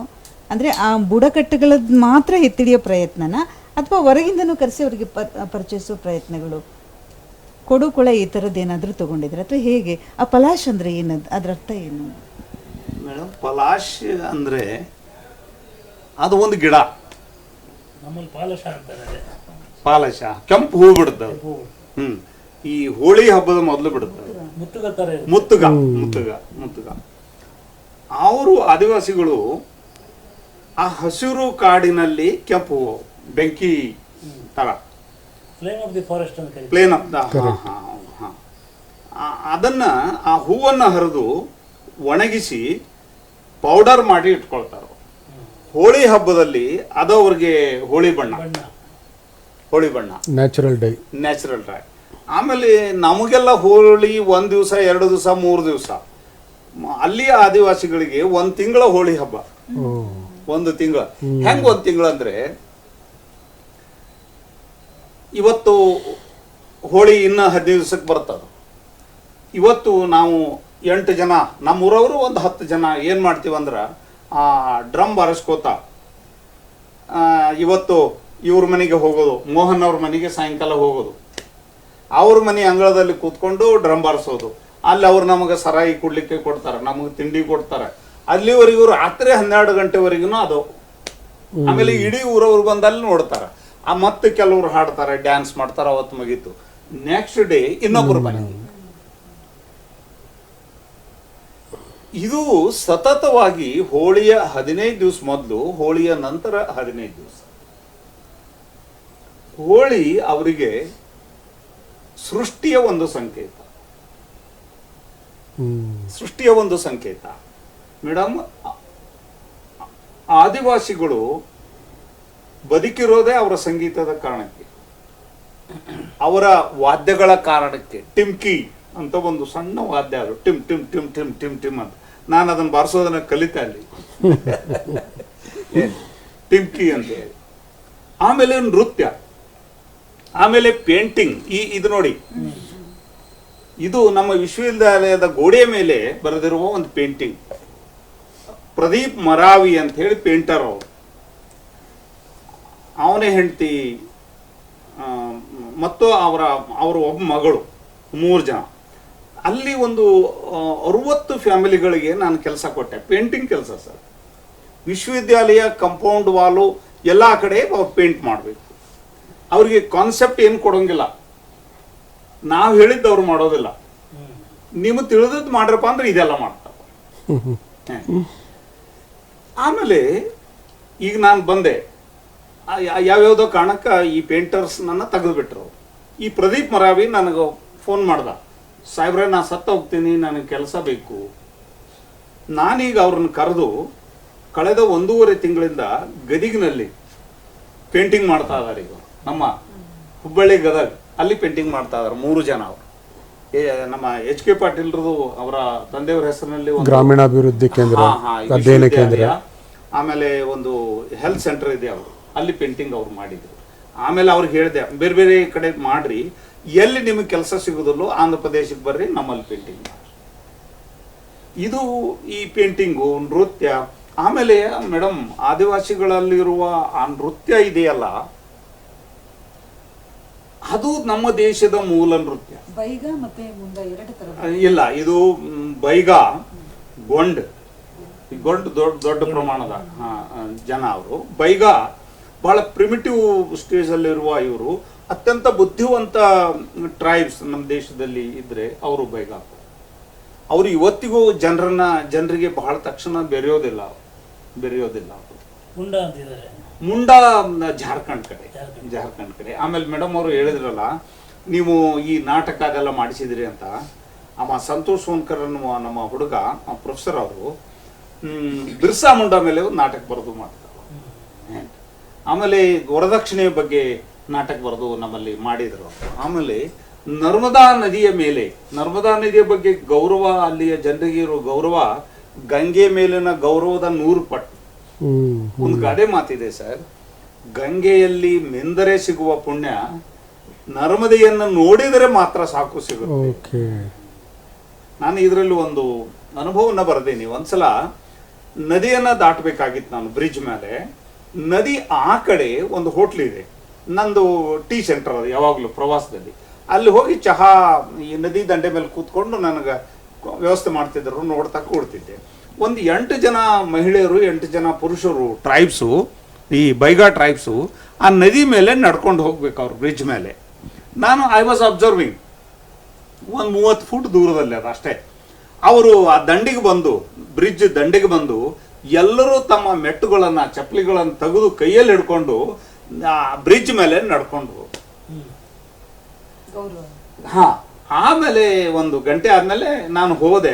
ಅವ್ರು ನಡೀತಾ ಹೊರಟಿದ್ರು, ನಾ ತರುವಿದೆ. ಅಲ್ಲಿ ನನ್ನ ವೆಹಿಕಲ್ ಅನ್ನು ನಿಲ್ಲಿಸಿ ಒಬ್ರನ್ನ ಕೇಳಿದೆ, ಯಾಕೆ ನೀವು ಅಲ್ಲಿ ಚಪ್ಪಲಿ ಬಿಟ್ಟು ಹಿಂಗೆ ಕೈ ಹಿಡ್ಕೊಂಬಂದ್ರಿ ಅಂತ ಹೇಳಿ. ಇಲ್ಲ, ನಾವು ನರ್ಮದಾ ತಾಯಿ ಮೇಲೆ ನಡ್ಕೊಂಡು ಹೋಗ್ತೀವಿ, ಆಕಿ ನಮ್ಮ ತಾಯಿ ಮೇಲೆ ನಾವು ಚಪ್ಪಲಿ ಮೆಟ್ಟಬಾರ್ದು. ನದಿಯಲ್ಲಿ ಅಕಸ್ಮಾತ್ ನೀರಿನಲ್ಲಿ ಕಾಲಿಟ್ಟು ಹೋಗ್ಬೇಕಂದ್ರೆ ನಮಸ್ಕಾರ ಮಾಡಿ 1 ಬಗಸ್ ನೀರು ತಗೊಂಡು ನದಿ ಹೊರಗೆ ಬಂದು ಕಾಲು ತೊಳ್ಕೊಂಡು ನೋಡಿ, ಒಂದು ಬೊಗಸಿ ಕೈಯಲ್ಲಿ ನೀರು ತಗೊಂಡು ಕಾಲು ತೊಳ್ಕೊಂಡು ಆಮೇಲೆ ನದಿಯಲ್ಲಿ ನೀರಿನಲ್ಲಿ ಕಾಲಿಡೋದು.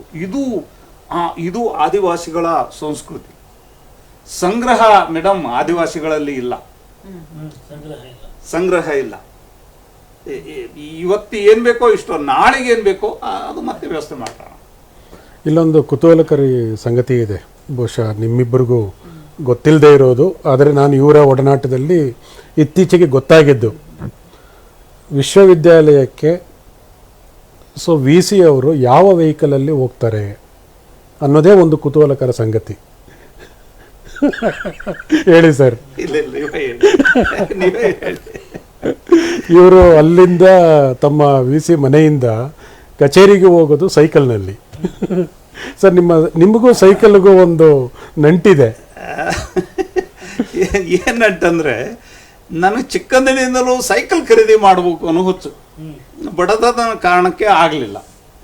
ಗದಗಿನಲ್ಲಿ SC/ST ಹಾಸ್ಟೆಲ್ನಲ್ಲಿದ್ದಾಗ ನನ್ನ ಸ್ನೇಹಿತ ಒಬ್ಬನು ಸೈಕಲ್ ತಗೊಂಡಿದ್ದ. ಅವನು ಊರಿಗೆ ಹೋಗ್ಬೇಕಾದ್ರೆ ಅದನ್ನು ಲಾಕ್ ಮಾಡಿ ಅದು ಕಂಬಕ್ಕೆ ಕಟ್ಟಿ ಹೋಗೋನು. ನಾನು ಒಂದ್ಸಲ ಅದನ್ನು ಕಳುವು ಮಾಡಿಬಿಟ್ಟೆ. ಕಳ್ಳತನ ಮಾಡಿ ಒಂದು ವಾರ ಆ ಸೈಕಲ್ ಹೊಡೆದೆ.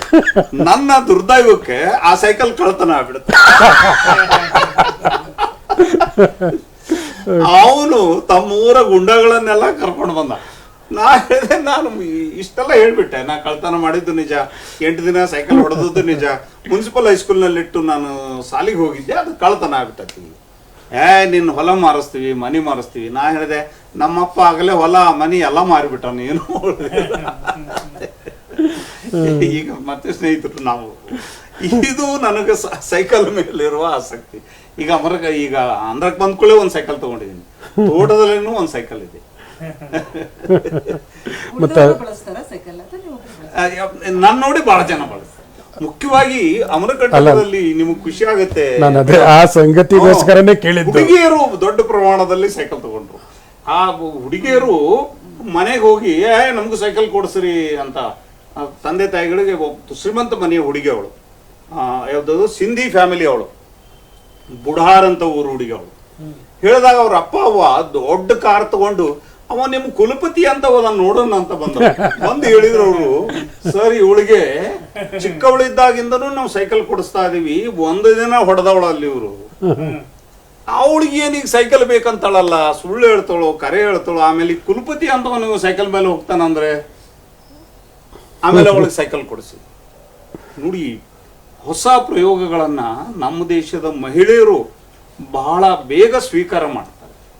ಮತ್ತು ಅಷ್ಟೇ ಅಲ್ಲ, ಇವರು ಇಡೀ ವಿಶ್ವವಿದ್ಯಾಲಯದ ಹಲವಾರು ವಿದ್ಯಾರ್ಥಿಗಳಿಗೆ, ಸೈಕಲನ್ನು ಎಟಕಿಸಿಕೊಳ್ಳಲಾಗದ ವಿದ್ಯಾರ್ಥಿಗಳಿಗೆ ಇವರೇ ಎಲ್ಲ ಶಿಕ್ಷಕರ ಜೊತೆಗೆ ಮಾತಾಡಿ, ಅವ್ರ ಜೊತೆ ಅಲ್ಲಿರ್ತಕ್ಕಂಥ ಸ್ಟಾಫ್ಗಳ ಜೊತೆ ಮಾತಾಡಿ ಮನವೊಲಿಸಿ, ಸುಮಾರು ಸೈಕಲ್ಗಳನ್ನು ಕೊಡಿಸ್ತಾರೆ. ನಮ್ಮ ಕರ್ನಾಟಕ ಸರ್ಕಾರದಲ್ಲೂ ಕೂಡ ಈ ಹೈಸ್ಕೂಲ್ ಮಾಧ್ಯಮಿಕ ಮಕ್ಕಳಿಗೆಲ್ಲ ಸೈಕಲ್ ಸರ್ಕಾರನೇ ಕೊಡುತ್ತೆ. ಆತರ ನಿಮ್ಗೆ ಸರ್ಕಾರನೂ ಕೊಡುತ್ತೆ ಅಥವಾ ನೀವೇ? ಇಲ್ಲ ಮೇಡಮ್, ಸರ್ಕಾರ ಅದು ನೀವು ಹೇಳ್ತಾ ಇರೋದು ಶಾಲೆಯ ಕಾಲೇಜಿನ ಶಿಕ್ಷಕರಾಗಿ. ಪತ್ರಕರ್ತರಾಗಿ ನಾವು ಇನ್ನೊಂದು ದಿಕ್ಕನ್ನು ನೋಡಿದ್ದೀವಿ. ಯಾವ ಹೆಣ್ಣು ಮಕ್ಕಳಿಗೆ ಸೈಕಲನ್ನು ಕೊಡ್ತಾರೋ ಅವತ್ತಿನ ಸಂಜೆ ಅದು ಮಾರಾಟಕ್ಕೆ ಸುಮಾರು ಗೂಡಂಗಡಿಗಳ ಮುಂದೆ ನಿಂತಿರುತ್ತೆ. ಸೊ ಈ ಕಥೆಗಳು ನಾನು ಬರೆದಿದ್ದೀನಿ ನನ್ನ ಮೀಡಿಯಾ ಮಿರ್ಚಿ ಅಂಕಣದಲ್ಲಿ ಕೂಡ. ಇನ್ನೊಂದು ಮುಖ ಹೇಳದೆ ಅಲ್ಲದೆ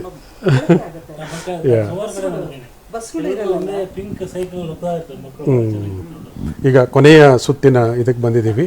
ಸೊ ನಿಮ್ಮ ಅಭಿಪ್ರಾಯಗಳನ್ನು ವ್ಯಕ್ತಪಡಿಸೋದ್ರ ಮೂಲಕ ಕನ್ಕ್ಲೂಡ್ ಮಾಡೋಣ. ಸರ್, ಒಂದು ಅಭಿಪ್ರಾಯ ಏನಂದರೆ, ನೀವು ಇದು ಭಾಳ ಕಷ್ಟದ ಕತೆ, ನೀವು ಕಷ್ಟಪಟ್ಟ ಕತೆ, ಒದ್ದಾಡಿದ ಕತೆ, ಹೋರಾಟದ ಕತೆ, ಅದರಲ್ಲಿ ಕಟ್ಟಿದ ಕತೆ. ಅದನ್ನು ಬರೆಯುವಾಗ ನನಗೆ ಎಲ್ಲೋ ಹಲವಾರು ಕಡೆಯಲ್ಲಿ ಒಂದು ನಿಮ್ಮ ಹೇಳಿದ್ರಲ್ಲ, ನಾನು ಕಿಡಿಗೇಡಿ ಅಂತ, ತನ್ನ ಹಾಸ್ಯ, ಒಂದು ಹಸುರುವನ್ನುವಂಥ ಗುಣ ಇದೆ ಅಲ್ಲಿ. ನೀವು ನಿಮ್ಮ ಅಧಿಕಾರಿಗಳ ಜೊತೆ ನಿಭಾಯಿಸುವಾಗ ಅದನ್ನು ಹೆಂಗೆ ತಮಾಷೆಯಾಗಿ ನೋಡ್ತೀರಿ. ಆಮೇಲೆ ನಿಮಗೆ ಬಂದು, ಏನ್ರಿ ನಿಮಗೆ ಕಸ ಕ್ಲೀನ್ ಮಾಡಿದ್ರೆ ಭಾರತ ರತ್ನ ಕೊಡ್ತಾರ ಅಂತ ಕೇಳಿದ್ರು. ಇಲ್ಲ ನಾನು ನೋಬೆಲ್ ಟ್ರೈ ಮಾಡ್ತಾ ಇದ್ದೀನಿ ಹೇಳಿದ್ರು. ಅಲ್ಲ, ಒಂದು ಸಭೆಗಳು ಮಾಡ್ತಿದ್ವಲ್ಲ, ಯಾವನೋ ಒಬ್ಬನು ಮೇಷ್ಟ್ರು ರೇಗಿ ಬಿಡೋನು. ನಾ ತಕ್ಷಣ ಹೇಳ್ತಿದ್ದೆ, ನೋಡಿ ಇವತ್ತು ಸಭೆ ಮುಗಿಸ್ಬಿಡೋಣ ಅಂತ. ಎಲ್ಲರೂ ಕೇಳಿದ್ರು, ಯಾಕೆ ಸರ್ ಅಂತ. ಇಲ್ಲ, ನಮ್ಮ ಪ್ರೊಫೆಸರ್ ಮನೆಗೆ ಹೋಗ್ಬೇಕು, ಬಹುಶಃ ಜಗಳಾಡ್ಕೊಂಡು ಬಂದಿದ್ದಾರೆ. ಸೊ ಈ ಥರದ ಹಲವಾರು ಪ್ರಸಂಗಗಳಿವೆ. ಒಂದು ಪ್ರಶ್ನೆ, ಇದನ್ನು ಓದಿದ ಮೇಲೆ ಅಂದರೆ ಈ ಒಂದು ಮಹತ್ವದ ಪ್ರಯತ್ನದ ನಂತರ ನೀವು ಈಗ ಅದನ್ನು ಯೂನಿವರ್ಸಿಟಿನ ಬಿಟ್ಟರಲ್ಲ ನೀವೀಗ? ಹೌದು. ಎಷ್ಟು ವರ್ಷ ಆಯ್ತು ಸರ್? ಈಗ 2 ವರ್ಷ. 2 ವರ್ಷ. 2 ವರ್ಷಗಳಲ್ಲಿ ಅದು ಮತ್ತೆ ಹೇಗಾಗಿದೆ ಸರ್? ಹಾಗೆ ಇದೆಯೋ ಅಥವಾ ಅಮರಕಂಟಕ ಯೂನಿವರ್ಸಿಟಿಯ ಪರಿಸ್ಥಿತಿ ಏನಾಗಿದೆ? ಅಲ್ಲಿ ಕಂಟಕ ಹೇಗಿದೆ? ಅದು ಅಮರವಾಗಿದೆ. ಇದು ಅಲ್ಲ, ಕಂಟಕ ಅನ್ನೋದು ಅಮರವಾಗಿದೆ. ಅಧ್ವಾನ ಪ್ರಶ್ನೆ ಇದು. ಅದು ಏನಂತಂದ್ರೆ ನೀವು ಒಬ್ಬರೇ ಕಿಡಿಗೇಡಿ ಅಲ್ಲ, ಅಲ್ಲೂ ಒಬ್ಬರಿದ್ದಾರೆ ಕಿಡಿಗೇಡಿ. ಹಾಗಾಗಿ ಸರಿಯಾಗಿಲ್ಲ. ಯಾಕೆ ಸರಿಯಾಗಿಲ್ಲ ಅಂದ್ರೆ, ನಾನು ಅಕಸ್ಮಾತ್ ಹೇಳ್ದೆ ಹೋದ್ರೆ ನನ್ನ ಕರ್ತವ್ಯಚ್ಯುತಿ ಆಗುತ್ತೆ. ನೋಡಿ, ಸಂಸ್ಕೃತ ವಿಶ್ವವಿದ್ಯಾಲಯಗಳು ದೇಶದಲ್ಲಿ ಇವೆ. ಆ ಸಂಸ್ಕೃತ ವಿಶ್ವವಿದ್ಯಾಲಯಗಳಿಗೆ ಸಂಸ್ಕೃತ ಬಲ್ಲವರನ್ನ, ಸಂಸ್ಕೃತಿ ಬಲ್ಲವರನ್ನ ನಾವು ಕುಲಪತಿಗಳನ್ನಾಗಿ ನೇಮಿಸ್ತೇವೆ. ಬುಡಕಟ್ಟು ವಿಶ್ವವಿದ್ಯಾಲಯಕ್ಕೆ ಬುಡಕಟ್ಟು ಅಧ್ಯಯನ ಮಾಡಿದವರು, ಬುಡಕಟ್ಟು ಜಾತಿಯವರು ಅನ್ನೋದಿಲ್ಲ, ನಾನು ಬುಡಕಟ್ಟು ಅಧ್ಯಯನ ಮಾಡಿದವರನ್ನ, ಬುಡಕಟ್ಟು ಜನರ ಬಗ್ಗೆ ಪ್ರೀತಿ, ಗೌರವ, ಆಸಕ್ತಿ ಇರುವವರನ್ನ ಕುಲಪತಿಗಳನ್ನಾಗಿ ಮಾಡಿದ್ರೆ ಅಮರಕಂಟಕ ವಿಶ್ವವಿದ್ಯಾಲಯ ಇನ್ನೂ ಮುಂದುವರಿತು. ಯಾರನ್ನೋ ಕುಲಪತಿಯನ್ನಾಗಿ ಮಾಡಬೇಕಾಗಿತ್ತು, ಮಾಡಿದರು. ಅವರಿಗೆ ಈ 2 ವರ್ಷಗಳಲ್ಲಿ ಇನ್ನೂ ಒಂದೇ ಒಂದು ಮರ ನೆಡ್ಲಿಕ್ಕೆ ಅವ್ರ ಕಡೆಯಿಂದ ಆಗಿಲ್ಲ. ಕಟ್ಟುವ ಕೆಲಸ, ವಿಶ್ವವಿದ್ಯಾಲಯ ಕಟ್ಟುವ ಕೆಲಸ ಏನಿದೆಯಲ್ಲ,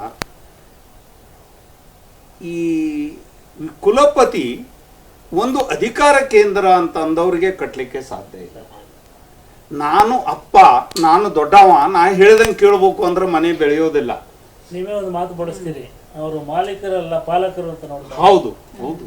ಅಪ್ಪ ಆದವ ಎಲ್ಲರಿಗೂ ಮೊದಲು ಹೇಳ್ಬೇಕಾಗತ್ತೆ, ಮನೆಯಲ್ಲಿ ಎಲ್ಲ ಕೆಲಸಗಳನ್ನ ಆರಂಭ ಮಾಡಬೇಕಾಗತ್ತೆ. ಉಳಿದವರು ಅಪ್ಪನನ್ನ ಹಿಂಬಾಲಿಸ್ತಾರೆ. ಇದು ಅವ್ವ ಮಾತುಗಳನ್ನ ನಾನು ಅಪ್ಪ ಆಗಿ ಹೇಳ್ತಾ ಇದ್ದೀನಿ. ಎಲ್ಲರ ಕೊನೆಗೆ ಅಪ್ಪ ಮಲಗಬೇಕಾಗತ್ತೆ. ನಾನು ಕುಲಪತಿಯಾಗಿ ಪ್ರಾಮಾಣಿಕ ಆಗಿದ್ದಾಗ ಎಲ್ಲರೂ ಹೆಂಗೆ ತಮ್ಮ ತಾವೇ ಟಕ್ ಟಕ್ ಟಕ್ ಕುಲಪತಿಗಳು ಏನೋ ಪ್ರಾಮಾಣಿಕರಾಗ್ತಾರೆ ಅನ್ನೋದನ್ನ ಅಲ್ಲಿ ನೋಡಿದ್ದೀನಿ. ಕಟ್ಟುವ ಕೆಲಸ ಒಂದು ಅದ್ಭುತವಾದ ಕೆಲಸ ಸರ್. ಅದು ಯಾರೋ ಪ್ರಧಾನಮಂತ್ರಿಗಳ ಬಗ್ಗೆ ಹೇಳ್ತಾರಲ್ಲ, ಮನಮೋಹನ್ ಸಿಂಗ್ ಅವರು, ನಮ್ಮ ಮೋದಿ ಅವರಾಗಿರ್ಬೋದು, ಇಲ್ಲ ಅವರು ಅದು ತಪ್ಪು. ಇದು ನಾನೇ ಹೇಳ್ತೀನಿ, ಕಟ್ಟುವ ಕೆಲಸದಲ್ಲಿ ಕಟ್ಟುವ ಒಬ್ಬವಿದ್ರೆ ಕೆಡಿಸ್ಲಿಕ್ಕೆ 99 ಮಂದಿ ರೆಡಿ ಇರ್ತಾರೆ. ಹೀಗಾಗಿ ಕಟ್ಟುವ ಕೆಲಸ ಇದು ಒಂದು ಬಹಳ ಒಂದು ದೊಡ್ಡ ಒಂದು ಜೀವನೋತ್ಸಾಹದ ಕೆಲಸ. ಮತ್ತೆ ಇದರಲ್ಲಿ ಸಿಗುವ ಏನು ಸಂತೋಷ, ರಸ, ಆತ್ಮಾನುಭೂತಿ ಇವೇನದವಲ್ಲ, ಇದು ಬೇರೆ ಯಾವ ಕೆಲಸಗಳಲ್ಲಿ ಸಿಗ್ಲಿಕ್ಕೆ ಸಾಧ್ಯ ಇಲ್ಲ. ಪುಷ್ಪ, ಸೊ ಕನ್ಕ್ಲೂಡಿಂಗ್. ಒಟ್ಟಿನಲ್ಲಿ ನಿಮ್ಮ ಒಂದು ಸಾಹಸದ ಒಂದು ಕಥೆಯನ್ನು ಕೇಳಿದ್ವಿ.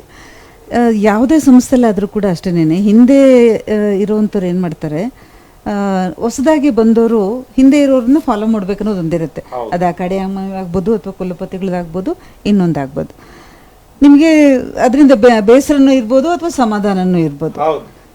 ಈ ರೀತಿ ಆ ಒಂದು ಬುಡಕಟ್ಟು ಇದರಲ್ಲಿ ಸಿದ್ಧವಾದಂತಹ ಅಥವಾ ತನ್ನ ವ್ಯಕ್ತಿತ್ವವನ್ನು ರೂಪಿಸ್ಕೊಂಡಂತಹ, ತನ್ನ ಭವಿಷ್ಯವನ್ನು ಕಂಡಂತಹ ಯಾರಾದರೂ ವಿದ್ಯಾರ್ಥಿಗಳು ನಿಮ್ಗೆ ಎದುರಿಗೆ ಬಂದರೆ ಏನು ಅನಿಸುತ್ತೆ?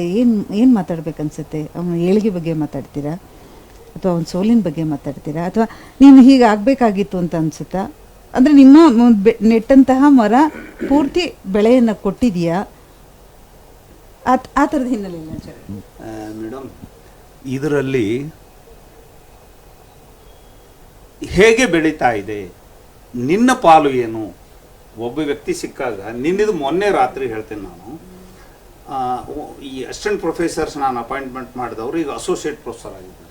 ಅವರೊಂದು 8 ಜನ ಸೇರಿ ಊಟ ಮಾಡ್ಬೇಕಾದ್ರೆ ತಮ್ಮ ಮನೆಯಲ್ಲಿನೇ ಯಾರೋ ಒಬ್ಬರು ಫೋನ್ ಮಾಡಿದರು, ಸರ್ ಹೇಗಿದ್ದೀರಿ, ನಾವೆಲ್ಲ ನಿಮ್ಮ ಕಡೆ ಮಾತಾಡ್ಬೇಕಂತೀವಿ ಅಂತ. ನಾ ಹೇಳಿದೆ, ಹಾಗಾದ್ರೆ ವಿಡಿಯೋ ಕಾಲ್ ಮಾಡು, ಸುಮ್ಮನೆ ಮಾತಾಡಬೇಡ, ನಿಮ್ಮ ತಟ್ಟೆ, ನಿಮ್ಮ ನೀರು ಏನದವೆಲ್ಲ ತೋರಿಸ್ರಿ ನನಗೆ. ತೋರಿಸಿದ್ರು. ಆವಾಗ ಅವ್ರಿಗೆ ಏನೇನೋ ಹೇಳಕ್ ಕೊಟ್ರು. ನಾ ಹೇಳಿದೆ, ಅದೆಲ್ಲ ಅಲ್ಲ, ನಾನು ನಿಮ್ಮ ಕುಲಪತಿ ಅಲ್ಲ, ನಿಮ್ಮ ಕುಲಪತಿ ತ್ರಿಪಾಠಿ ಅವರು. ಆದರೆ ನನಗೆ ಏನು ಸಹಕಾರ ಕೊಟ್ಟಿದ್ರು, 24/7 ಕೆಲಸ ಮಾಡಿದ್ರು, ಆ ಕೆಲಸವನ್ನು ಮುಂದುವರಿಸಬೇಕು. ಅಂತ ಹೇಳಿದೆ. ಆವಾಗ ಒಬ್ಬ ಹೇಳ್ದ, ಆಯಿತು ಸರ್, ನಿಮ್ಮಲ್ಲಿ ಪೋಸ್ಟ್ ಯಾವಾಗ ಬರ್ತಾವೋ ನಾವು ಅಪ್ಲೈ ಮಾಡ್ತೀವಿ ಅಂದವ. ನಾ ಹೇಳಿದೆ, ನೋ, ಪೋಸ್ಟ್ ಬರ್ತವೆ, ಆದರೆ ನೀವು ಯಾರೂ ಅಪ್ಲೈ ಮಾಡುವಂಗಿಲ್ಲ. ಅಮರಕಂಟಕ ವಿಶ್ವವಿದ್ಯಾಲಯ ಕೂಡ ನನ್ನ ವಿಶ್ವವಿದ್ಯಾಲಯ. ನೀವು ಅದನ್ನು ಡೆಸರ್ಟ್ ಮಾಡುವಂಗಿಲ್ಲ, ಅದನ್ನು ಬಿಟ್ಟು ಬರುವಂಗಿಲ್ಲ. ಇಲ್ಲ 2 ತಿಂಗಳು ಬರ್ತೀನಿ ಅಂದರೆ ನಿಮಗೆ ಡೆಪ್ಯುಟೇಷನ್ ತಗೊಳ್ಳಿ. ನಾವು ಇಬ್ಬರು ಕೊಡ್ಕೊಳ್ಳಿ ಇಟ್ಕೊಳ್ಳೋಣ, ಆದರೆ ನೀವು ಆ ವಿಶ್ವವಿದ್ಯಾಲಯವನ್ನು ಬಿಟ್ಟು. ಯಾಕಂದರೆ ನಾನು ಇವತ್ತು ಹೇಳ್ತೇನೆ, ಅಮರಕಂಟಕ ವಿಶ್ವವಿದ್ಯಾಲಯ ತುಂಬ ಕಡು ಕಷ್ಟದ ಒಂದು ಜಗತ್ತಿನಲ್ಲಿದೆ ಸರ್. ಅಲ್ಲಿ ಯಾರೂ ಕೆಲಸ ಮಾಡಲಿಕ್ಕೆ ಇಷ್ಟಪಡೋದಿಲ್ಲ, ಕುಲಪತಿ ಆಗ್ಲಿಕ್ಕೆ ಯಾರು ಇಷ್ಟಪಡೋದಿಲ್ಲ. ಯಾರಾದ್ರೂ ಕಮಿಟಿಗೆ ಹಾಕಿದ್ರೆ ಕಮಿಟಿ ಇಲ್ಲಿ ಬರ್ಲಿಕ್ಕೆ ಇಷ್ಟಪಡೋದಿಲ್ಲ, ಬೈಕೋತ ಬರ್ತಾರೆ ಅವರು. ವಿಶ್ವವಿದ್ಯಾಲಯದಲ್ಲಿ ಒಳಗೆ ಬಂದ ಮೇಲೆ ಹೇಳ್ತಾರೆ, ಓ ಅದ್ಭುತ ಇದು ಅಂತ. ಒಂದು ಕಷ್ಟಕರವಾದ ಏನು ಜಾಗ್ರಿಕಲ್ ಝೋನಲ್ಲಿರುವ ವಿಶ್ವವಿದ್ಯಾಲಯವನ್ನ ನೀವು ಬಿಟ್ಟು ಬರಬಾರ್ದು, ಬೆಳಿಬೇಕು. ಯಾಕಂದ್ರೆ ಅಲ್ಲಿಯ ಬಡವರು, ಅಲ್ಲಿಯ ಟ್ರೈಬ್ಸು ನೋಡಿ, ಅಲ್ಲಿ ಅಸ್ಸಾಮದ ಬೋಡೋಲ್ಯಾಂಡಿನ ಮಕ್ಕಳು, ನಾನೊಂದು ಸಲ ಪ್ರಯತ್ನ ಮಾಡಿದೆ ಬೋಡೋಲ್ಯಾಂಡಿಗೆ ಹೋಗಿ ಅವ್ರ ಜೊತೆ ಮಾತಾಡಿ ಮಾಡಿದಾಗ ಅಲ್ಲೊಂದು ಸೆಂಟರ್ ಮಾಡಿದೆ ನಾನು ಸರ್, ಎಕ್ಸಾಮಿನೇಷನ್ ಸೆಂಟರ್ ಮಾಡಿದೆ ನಾನು ಬೋಡೋಲ್ಯಾಂಡಿನ ಟ್ರೈಬ್ಸ್ ಮಧ್ಯದಲ್ಲಿ. ಕುಕ್ರಾಜಾರ್ ಅಂತ ಊರದು, ಕುಕ್ರಾಜಾರ್ನಲ್ಲಿ ಡಿಸ್ಟ್ರಿಕ್ಟ್ ಪ್ಲೇಸ್ ಮಾಡ್ಯಾರ ಈಗ ಅದನ್ನ. ಅಲ್ಲಿ ಮಾಡಿದ್ರೆ 350 ಜನ ಮುಂದಿನ ವರ್ಷ ನಮ್ಮಲ್ಲಿ ಮಕ್ಕಳು ಬಂದರು ಸರ್. ಅವರು ರಜೆ ಬಂದಾಗ ವಾಪಸ್ ಹೋಗ್ತಿರ್ಲಿಲ್ಲ, ಇದರಲ್ಲಿ ಅರ್ಧ ಜನ. ಅವರು ವಿಶ್ವವಿದ್ಯಾಲಯದಲ್ಲಿ ಕಾಂಟ್ರಾಕ್ಟರ್ಸ್ ಹತ್ರ ಕೆಲಸಕ್ಕೆ ಹೋಗ್ತಿದ್ರು, ಎಲೆಕ್ಟ್ರಿಷಿಯನ್ ಕೆಲಸ ಮಾಡ್ತಿದ್ರು, ಪಂಬ್ಲರ್ ಕೆಲಸ ಮಾಡ್ತಿದ್ರು, ಗೌಂಡಿ ಕೆಲಸ ಮಾಡ್ತಿದ್ರು. ಅಂದ್ರೆ ಒಂದು ವಿಶ್ವವಿದ್ಯಾಲಯ ಯಾವ ತರನಾದ ಬಾಗಿಲುಗಳನ್ನ, ಕಿಟಕಿಗಳನ್ನ, ಆಕಾಶವನ್ನ ಮಕ್ಕಳಿಗೆ ತೆರೀಲಿಕ್ಕೆ ಸಾಧ್ಯ. ಚೆನ್ನಾಗಿದೆ ಸರ್. ಇದು ನಾಡಿನಾದ್ಯಂತ ನೂರಾರು ಜನ ಈ ಕಾರ್ಯಕ್ರಮವನ್ನು ವೀಕ್ಷಿಸಿದ್ದಾರೆ ಮತ್ತು ಪ್ರತಿಕ್ರಿಯೆಗಳನ್ನು ಕೂಡ ಕೊಡ್ತಾ ಇದ್ದಾರೆ. ಆದರೆ ಇವತ್ತು ಎಲ್ಲ ಮಾತುಗಳನ್ನು ಕೇಳಬೇಕು ಅನ್ನುವ ಕಾರಣಕ್ಕೆ ಆಯ್ದ ಒಂದು 4-5 ಸ್ಯಾಂಪಲ್ ಆಗಿ ಮಂಡಿಸ್ತಾ ಇದ್ದೀನಿ. ಅಶೋಕ್ ಶೆಟ್ಟರ್ ಅವರು ಬರೆದಿದ್ದಾರೆ ಏನಂತಂದರೆ, ಧಾರವಾಡದಲ್ಲಿ ವಿದ್ಯಾರ್ಥಿ ದೆಸೆಯಲ್ಲಿ ನಾನು ಸಪ್ತಾಪುರ ಕೊನೆಯ ಕ್ರಾಸ್ನಲ್ಲಿ ರಸ್ತೆ ಬದಿ ಸ್ವಲ್ಪ ಒಳಗೆ ತೇಜಸ್ವಿ ಬಾಡಿಗೆಗಿದ್ದ ಅತ್ಯಂತ ಸಾಮಾನ್ಯ ಕೊಠಡಿಗೆ ಹೋಗಿದ್ದೆ. ತುಂಬ ಹಂಬಲ್ ಹಿನ್ನೆಲೆಯಿಂದ ಬಂದ ಅವರು ತಮ್ಮ ಸ್ಥೈರ್ಯದಿಂದ ಎತ್ತರಕ್ಕೆ ಏರಿದರು. ಲಂಕೇಶ್ ಮತ್ತು ಮೋಹನ್ ರಾಕೇಶ್ ಸಾಹಿತ್ಯದ ತೌಲನಿಕ ಅಧ್ಯಯನ ಮಾಡಿದ ತೇಜಸ್ವಿ ಸಾಹಿತ್ಯದಲ್ಲೂ ಗಮನ ಹರಿಸಬೇಕು, ಬರೆಯಬೇಕು ಎನ್ನುವುದು ನನ್ನ ಅಪೇಕ್ಷೆ. ಅಶೋಕ್ ಶೆಟ್ಟರ್ ಅವರು ನನ್ನ ವಾರಿಗೆ ಅವರು ತುಂಬ ಅದ್ಭುತವಾದ ಕವಿ. ಹೌದು ಅಶೋಕ್ ಅವರೇ, ನಾನು ಇನ್ಮೇಲೆ ಹೆಚ್ಚಿನ ರೀತಿಯಲ್ಲಿ ತೊಡಗಿಸ್ಕೊಳ್ತೇನೆ ಬರೀಲಿಕ್ಕೆ. ನನ್ನ ಅನುಭವಗಳೂ ಸಾಕಷ್ಟು ಅದಾವು. Thank you. ಧಾರವಾಡಕ್ಕೆ ಬಂದಾಗ ಸಿಗೋಣ. ಬಸವರಾಜ್ ಡೋಣೂರ್ ಅವರು ಗುಲ್ಬರ್ಗಾ ಕೇಂದ್ರೀಯ ವಿಶ್ವವಿದ್ಯಾಲಯದಲ್ಲಿ ಕೆಲಸ ಮಾಡ್ತಾರೆ. ಸೊ ಆದಿವಾಸಿಗಳ ಕಲೆ, ಕೌಶಲ, ಸಾಹಿತ್ಯ, ಚಿತ್ರಕಲೆ ಮತ್ತು ನಾಟಕಗಳನ್ನು ಕಟ್ಟಿಮನಿಯವರು ಉದಾರವಾಗಿ ಪ್ರೋತ್ಸಾಹಿಸಿದರು. ಮಧ್ಯಪ್ರದೇಶ ಮತ್ತು ಛತ್ತೀಸ್ಗಢ ಪ್ರದೇಶದಲ್ಲಿ ಆದಿವಾಸಿ ಅಸ್ಮಿತೆ ಕಟ್ಟುವಲ್ಲಿ ಕಟ್ಟಿಮನಿಯವರದು ನಿರ್ಣಾಯಕ ಪಾತ್ರ ಅಂತ ಹೇಳ್ತಾರೆ ಅವರು. ಹೌದು, ಬಸವರಾಜ್ ಡೋಣೂರವರು ನನಗೆ ಹೆಗಲು ಕೊಟ್ಟು ಅಲ್ಲಿ ಸುಮಾರು 4 ವರ್ಷ ನನ್ನ ಜೊತೆಗೆ ನಿಂತರು, ಕಂಟ್ರೋಲರ್ ಆಫ್ ಎಕ್ಸಾಮಿನೇಷನ್ ಆಗಿ.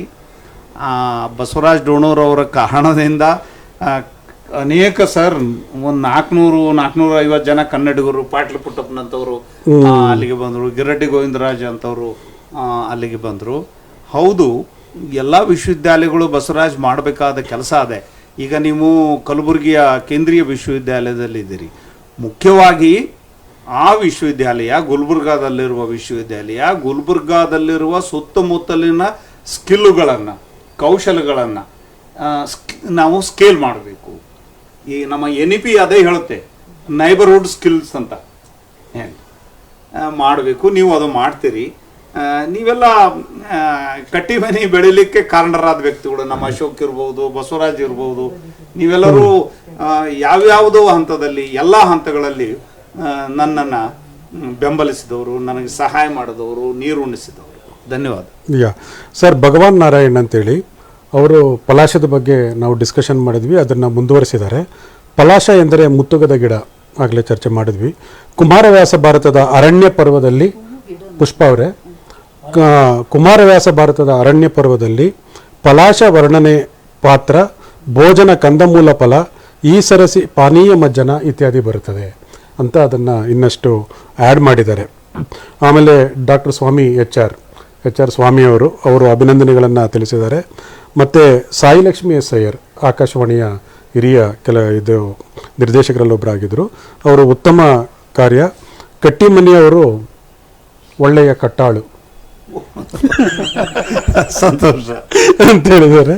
ಮತ್ತು ಕವಯಿತ್ರಿ ಡಿ ಬಿ ರಜಿಯಾ ತುಮಕೂರಿನಿಂದ ಬುಡಕಟ್ಟು ಜನರಿಗೆ ಬದುಕು ಕಟ್ಟಿದ್ದಾರೆ ಅಂತ ಅಭಿನಂದನೆಗಳನ್ನು ಸಲ್ಲಿಸಿದ್ದಾರೆ.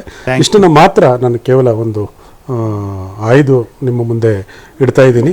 ಸರ್, ಸೊ ನಿಮ್ಮ ಈ ಎಲ್ಲ ಪ್ರೀತಿಯ ಕಾರಣದಿಂದಾಗಿ ಈ ಕೃತಿ ಬಂದಿದೆ ಮತ್ತು ಈ ಕೃತಿ ಸಾಕಷ್ಟು ಜನರಿಗೆ ಒಂದು ಪಾಸಿಟಿವ್ ವೈಬ್ಸನ್ನು ಕೊಡ್ತದೆ. ಮತ್ತು ಅಷ್ಟೇ ಅಲ್ಲ, ಒಂದು ಸಂಸ್ಥೆಯನ್ನು ಕಟ್ಟೋದಕ್ಕೆ ಬೇಕಾದಂಥ ಟಿಪ್ಸ್ಗಳನ್ನು ಕೊಡುತ್ತೆ. ಸೊ ನೀವು ಹೇಳಿದಾಗೆ 99 ಜನರ ಬಗ್ಗೆ ಹುಷಾರಾಗಿದ್ದರೆ ನೀನು ಒಬ್ಬ ಜನರ ಕೆಲಸ ಮಾಡ್ತೀಯ ಅನ್ನೋದನ್ನು ಹೇಳಿಕೊಡ್ತದೆ. ಸೊ ಈ ನಮ್ಮ ಜೊತೆಗೆ ಇದರಲ್ಲಿ ಇವರು ಮೈಕ್ ಬಹಳ ಏನಂದರೆ ಒಂದು 500ರಿಂದ 600 ಜನರ ಹೆಸರು ಬರೆದಿದ್ದಾರೆ ಅವರು. ಇವ್ರಿಗೆ ನೆರವಾದವರು. ಇದು ನನಗೆ ವೋಟರ್ ಲಿಸ್ಟ್ ಥರ ಕಾಣ್ತಿದೆ. ಅಷ್ಟು ಹೆಸರುಗಳಿವೆ ಅಂತ ಇರಲಿ. ಯಾವ ಪುಟ ತೆಗೆದ್ರು ಒಂದು 7-8 ಜನರ ಹೆಸರಿದೆ. ಇದ್ದಾರೆ ಇವರು ಯಾರೆಲ್ಲ ಇವರಿಗೆ ನೆರವಾಗಿದ್ದಾರೋ, ಯಾರೆಲ್ಲ ಬೆನ್ನಿಗೆ ಅವರೆಲ್ಲ ಸ್ಮರಿಸಿದ್ದೀರಿ. ಇದು ಭಾಳ ಮುಖ್ಯವಾಗಿ ಅಂದರೆ ಒಂದು ಸಮೂಹದ ಕೆಲಸ ಕೂಡ ಹೌದು ಅಂತೇಳಿ ಭಾಳ ಚೆನ್ನಾಗಿ ಈ ನೆನಪಿಟ್ಕೊಳ್ಳೋದು ಇದೆಯಲ್ಲ, ದಲಿತರು ಬುಡಕಟ್ಟು ಜನರ ಮೂಲ ಗುಣ ಇದು.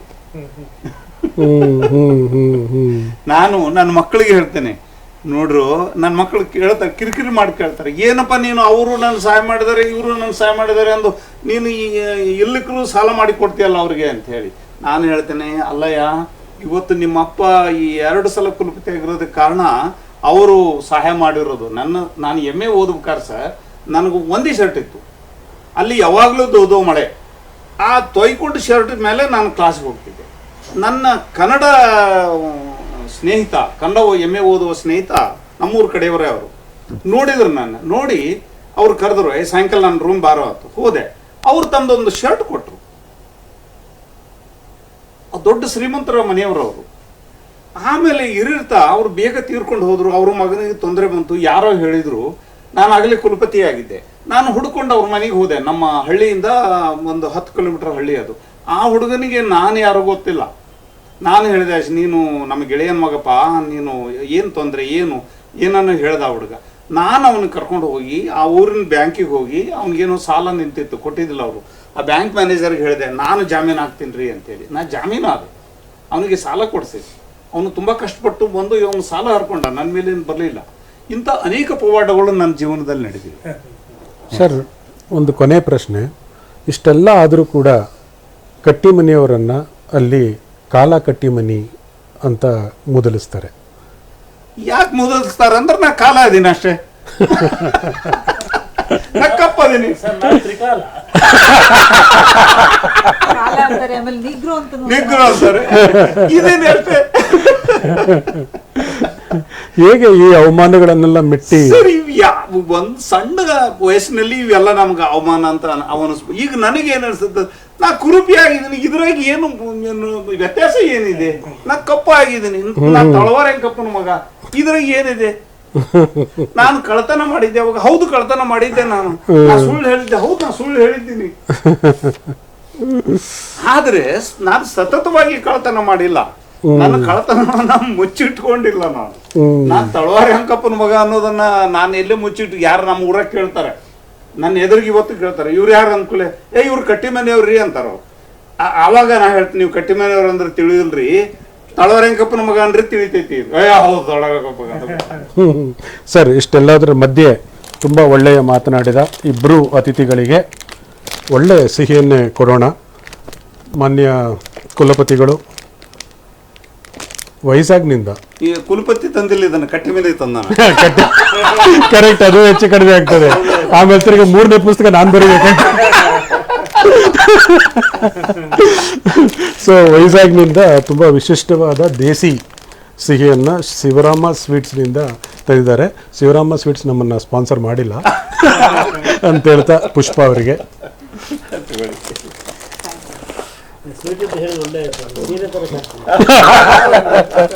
ಜೋಗಿ ಅವರಿಗೆ, ಆಮೇಲೆ ನಮ್ಮ ಜೊತೆ MES ಕಾಲೇಜಿನ ಹಿಂದಿ ಪ್ರಾಧ್ಯಾಪಕರಾದಂಥ ಸಂಜೀವರಾಯಪ್ಪ ಅವರಿದ್ದಾರೆ. ಡಾಕ್ಟರ್ ಸಂಜೀವರಾಯಪ್ಪ ಅವರು ಬನ್ನಿ ಪ್ಲೀಸ್. ಇವರಿಗೆ ಒಂದು ನೆನಪಿನ ಕಾಣಿಕೆಯನ್ನು ಕೊಡಬೇಕು. ಇದು ಮೋಟಾರ್ ಸೈಕಲ್ ಡೈರೀಸ್, ಇದನ್ನು ಸೃಜನ್ ಅನುವಾದ ಮಾಡಿದ್ದಾರೆ. ಮತ್ತು ವೈಷ್ಣವಿ ಪಬ್ಲಿಕೇಶನ್ಸ್ನವರು ಇದನ್ನು ತುಂಬ ಮುದ್ದಾಗಿ ಈ ಕೃತಿಯನ್ನು ಪ್ರಕಟಿಸಿದ್ದಾರೆ. ಕನ್ನಡ ಪ್ರಕಾಶನ ಕ್ಷೇತ್ರದಲ್ಲಿ ತುಂಬ ಭಿನ್ನವಾದಂಥ ಒಂದು ಪ್ರಯತ್ನ ಅಂತ ಹೇಳ್ತಾ ಇದನ್ನು ದಯವಿಟ್ಟು ಕಾಣಿಕೆಯನ್ನು ಕೊಡಬೇಕು ಅಂತ ಕೇಳ್ಕೊಳ್ತೇನೆ. Thank you. ಯಾ ಸೊ ಈ ಎಲ್ಲದರ ಕಾರ್ಯಕ್ರಮದ ಮಧ್ಯದಲ್ಲಿ ತುಂಬ ಚೆನ್ನಾಗಿ ಈ ಪುಸ್ತಕದ ಹೊರಗನ್ನು ಬಿಚ್ಚಿಟ್ಟಂಥ ಇಬ್ಬರು ಗೆಳೆಯರಿಗೆ ವಂದನೆಗಳನ್ನು ಹೇಳ್ತಾ, ಈ ಕೃತಿಯನ್ನು ಪ್ರಕಟಿಸಿರೋದು ಮನೋಹರ ಗ್ರಂಥಮಾಲಾ. ಈ ಮನೋಹರ ಗ್ರಂಥಮಾಲಾದ ಸಮೀರ್ ಜೋಶಿಯವರ ಪ್ರೀತಿಯಿಂದ ಈ ಕೃತಿ ಮನೋಹರ ಗ್ರಂಥಮಾಲಾದ ಕೃತಿಗಳ ಪೈಕಿಯೇ ಅದು ವಿಭಿನ್ನವಾಗಿ ವಿಶಿಷ್ಟವಾಗಿ ಬಂದಿದೆ. ಈ ಕೃತಿಯನ್ನು ಕೊಂಡು ಓದಿ. ಇದರ ಬೆಲೆ 200 ರೂಪಾಯಿ. ಡಾಕ್ಟರ್ ತೇಜಸ್ವಿ ಕಟ್ಟಿಮನಿಯವರು ತಮ್ಮ ಆತ್ಮಕಥನದ ಒಂದು ಭಾಗವನ್ನು ಬರೆದಿದ್ದಾರೆ. ಎಲ್ಲ ಭಾಗಗಳನ್ನು ಅವರು ಬರೀಲಿ. ಮನೋಹರ ಗ್ರಂಥಮಾಲಾದ ಥರದಲ್ಲೇ ಬಹುರೂಪಿ ಪ್ರಕಾಶನ ಸಹ ಇದನ್ನು ಪ್ರಕಟಿಸೋದಕ್ಕೆ ಸಂತೋಷ ಪಡ್ತದೆ ಅಂತ ಹೇಳ್ತಾ, ಸೊ ಎಲ್ಲರಿಗೂ ಕೂಡ ಥ್ಯಾಂಕ್ ಯು. ಅವಧಿ ನಡೆಸುವಂತಹ ಕಾರ್ಯಕ್ರಮಗಳಿಗೆ ಮತ್ತೆ ಬರ್ತಾ ಇರಿ. ನಿಮ್ಮ ಪ್ರೋತ್ಸಾಹ ಇರಲಿ ಅಂತ ಆಶಿಸ್ತಾ ಕಾರ್ಯಕ್ರಮವನ್ನು ಇಲ್ಲಿಗೆ ಮುಗಿಸ್ತಾ ಇದ್ದೀನಿ.